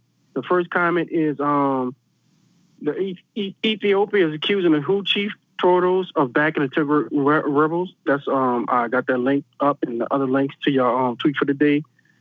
Electronic Robin Hood Jeremy Hamilton was released from prison yesterday. He had passed Strasbourg files to WikiLeaks to actually help out WikiLeaks is Julian Assange.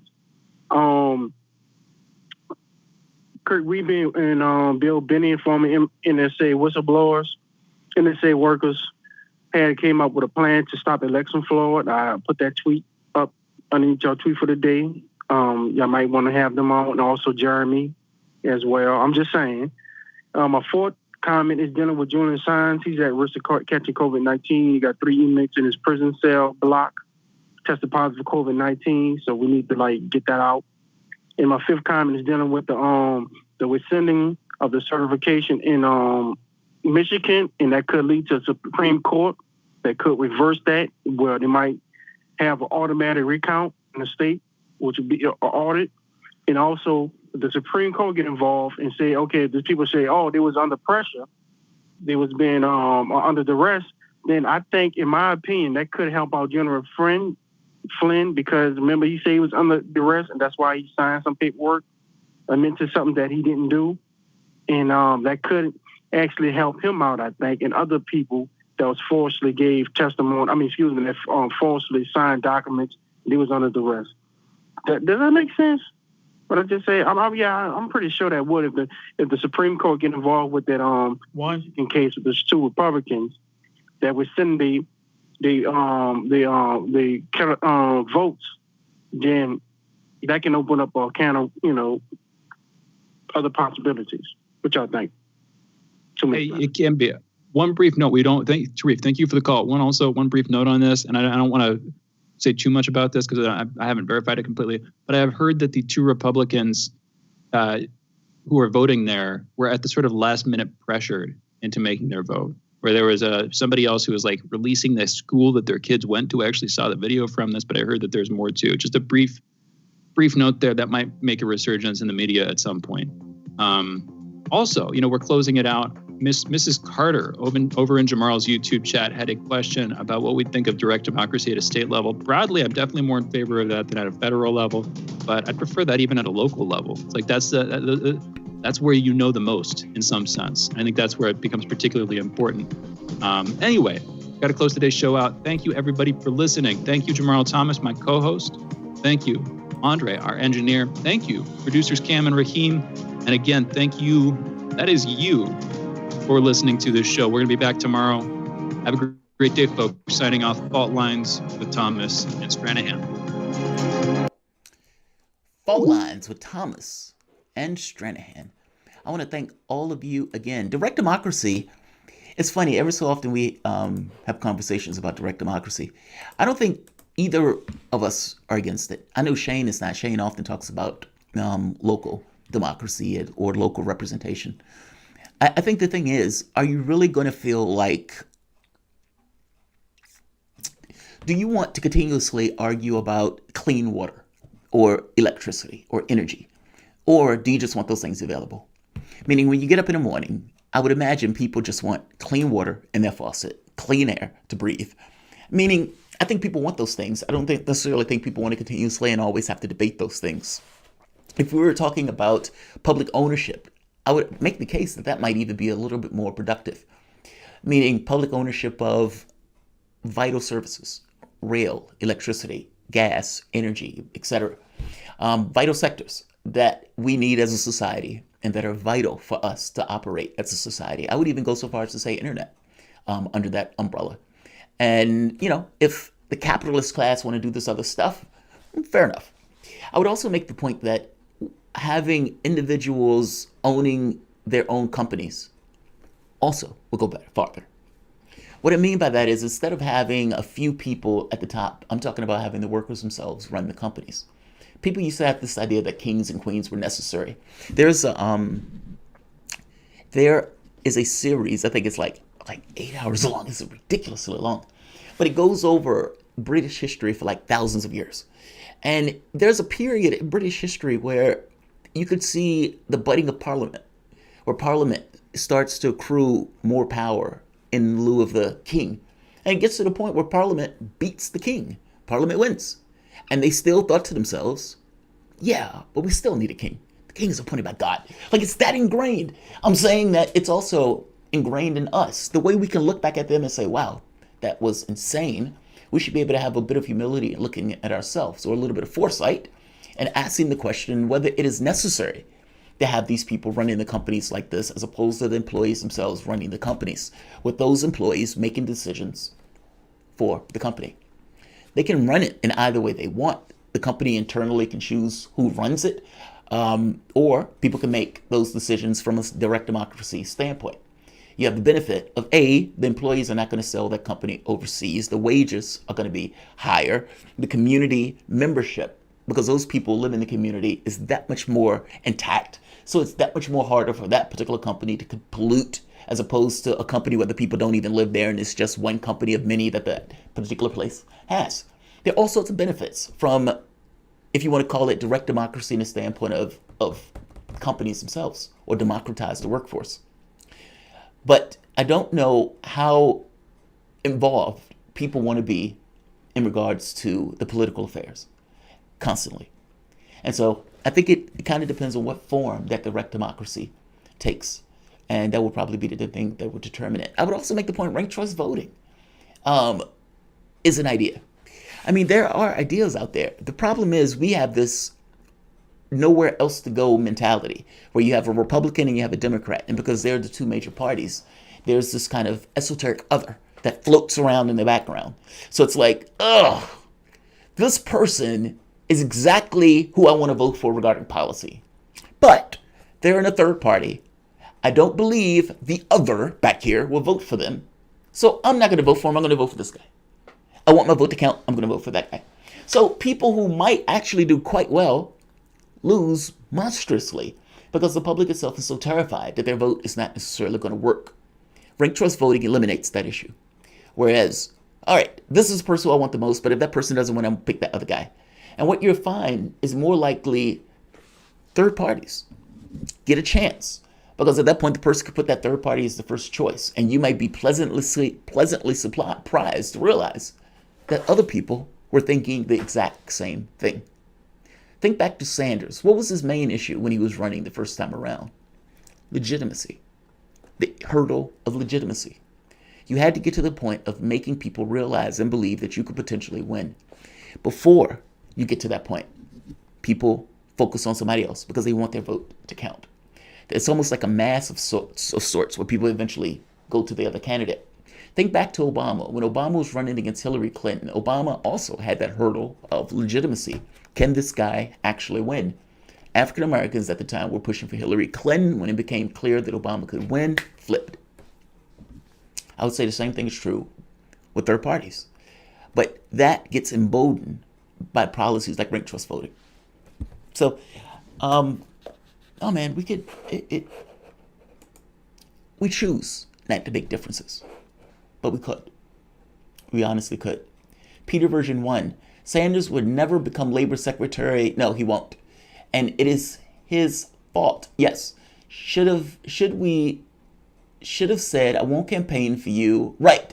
I like how Democrats are shocked. Biden agrees with the donors. He always did. Yes, he always did. And yes, they shouldn't be shocked. And yes, there was a lot of wishful thinking by people who basically were so terrified of Trump that they were willing to basically back Joe Biden. Sanders was one of those people getting nothing in return for it. Meaning, it's one thing if you make a deal in advance that says, look, I want to be your labor secretary and I'm going to push for you to win this race. That's one thing. Hillary Clinton, working with Obama, Hillary Clinton was able to extract the concession of Secretary of State out of Obama, allowing her a launch pad for presidency. She understood what was going on. Sanders should have also been the same hard ass and trying to get those things accomplished. And because he's not that hard ass, he can be taken advantage of. He can be walked over. He can be used. He can be basically used as a prop to con his supporters to vote for somebody who is in no way going to emulate the policies. Hell, for that matter, even push the policies that he said he was going to push within the primaries. So yeah, they used them. But he, of course, put himself to be used. It is unfortunate, but it is also true. All right, I'm going to end this. I have a sick dog upstairs that I really need to get to the doctor's office. So I'm going to end this here. I'm going to say like, share, and subscribe. And I will see you guys this evening when I get back. Thanks all. Like, share, and of course, subscribe. Thanks, everyone. Let me see. Jamal, can you tell us what is Tariff Twitter handle? Thank you. I don't know who Tariff is. Oh, you mean Tim? You mean Tim Canovas? If you go on Twitter and just type in Tim_Canova. Tim_Canova. And that's Tim's item. That's his Twitter handle. Natalia Williams. Oh, thank you, Natalia. And thank you. Why are you so angry? Yeah, I'm going to go up and check on him now. He's a 70-pound pit bull. He's a lap dog. And we got him as a rescue because we were looking for a secondary dog for my wife. She likes to go a walk, and I just want to make sure she was good. And we weren't looking for a pit bull, but the majority of the dogs there were pits. People tend to get pit bulls as this kind of weird status thing. They realize, oh, wait, this is an animal. I need to take care of it. And then it ends up taking the animal back to the pound or the SPCA. So we ended up getting him because he had been in a cage for 3 months. Nobody had come. Nobody was around him. Nobody pulled him out. And he ends up really getting along with Pitsu, who at that point wasn't getting along with any other dog that came out. So we've had both for 3 or 4 years. He ended up with cancer at one point, so we had to get the cancer removed. He ate a box of gloves, rubber gloves. So there was that. That was more expensive than the cancer, believe it or not, because they had to open up his, they had to go in and pull up stuff out. So he was walking around with a cone for God knows how long. And now he just looks bad. He looks rough. So he's been having a hard go of it for this 2020. So hopefully he's okay. But I'm going to end this here. Like, share, and subscribe.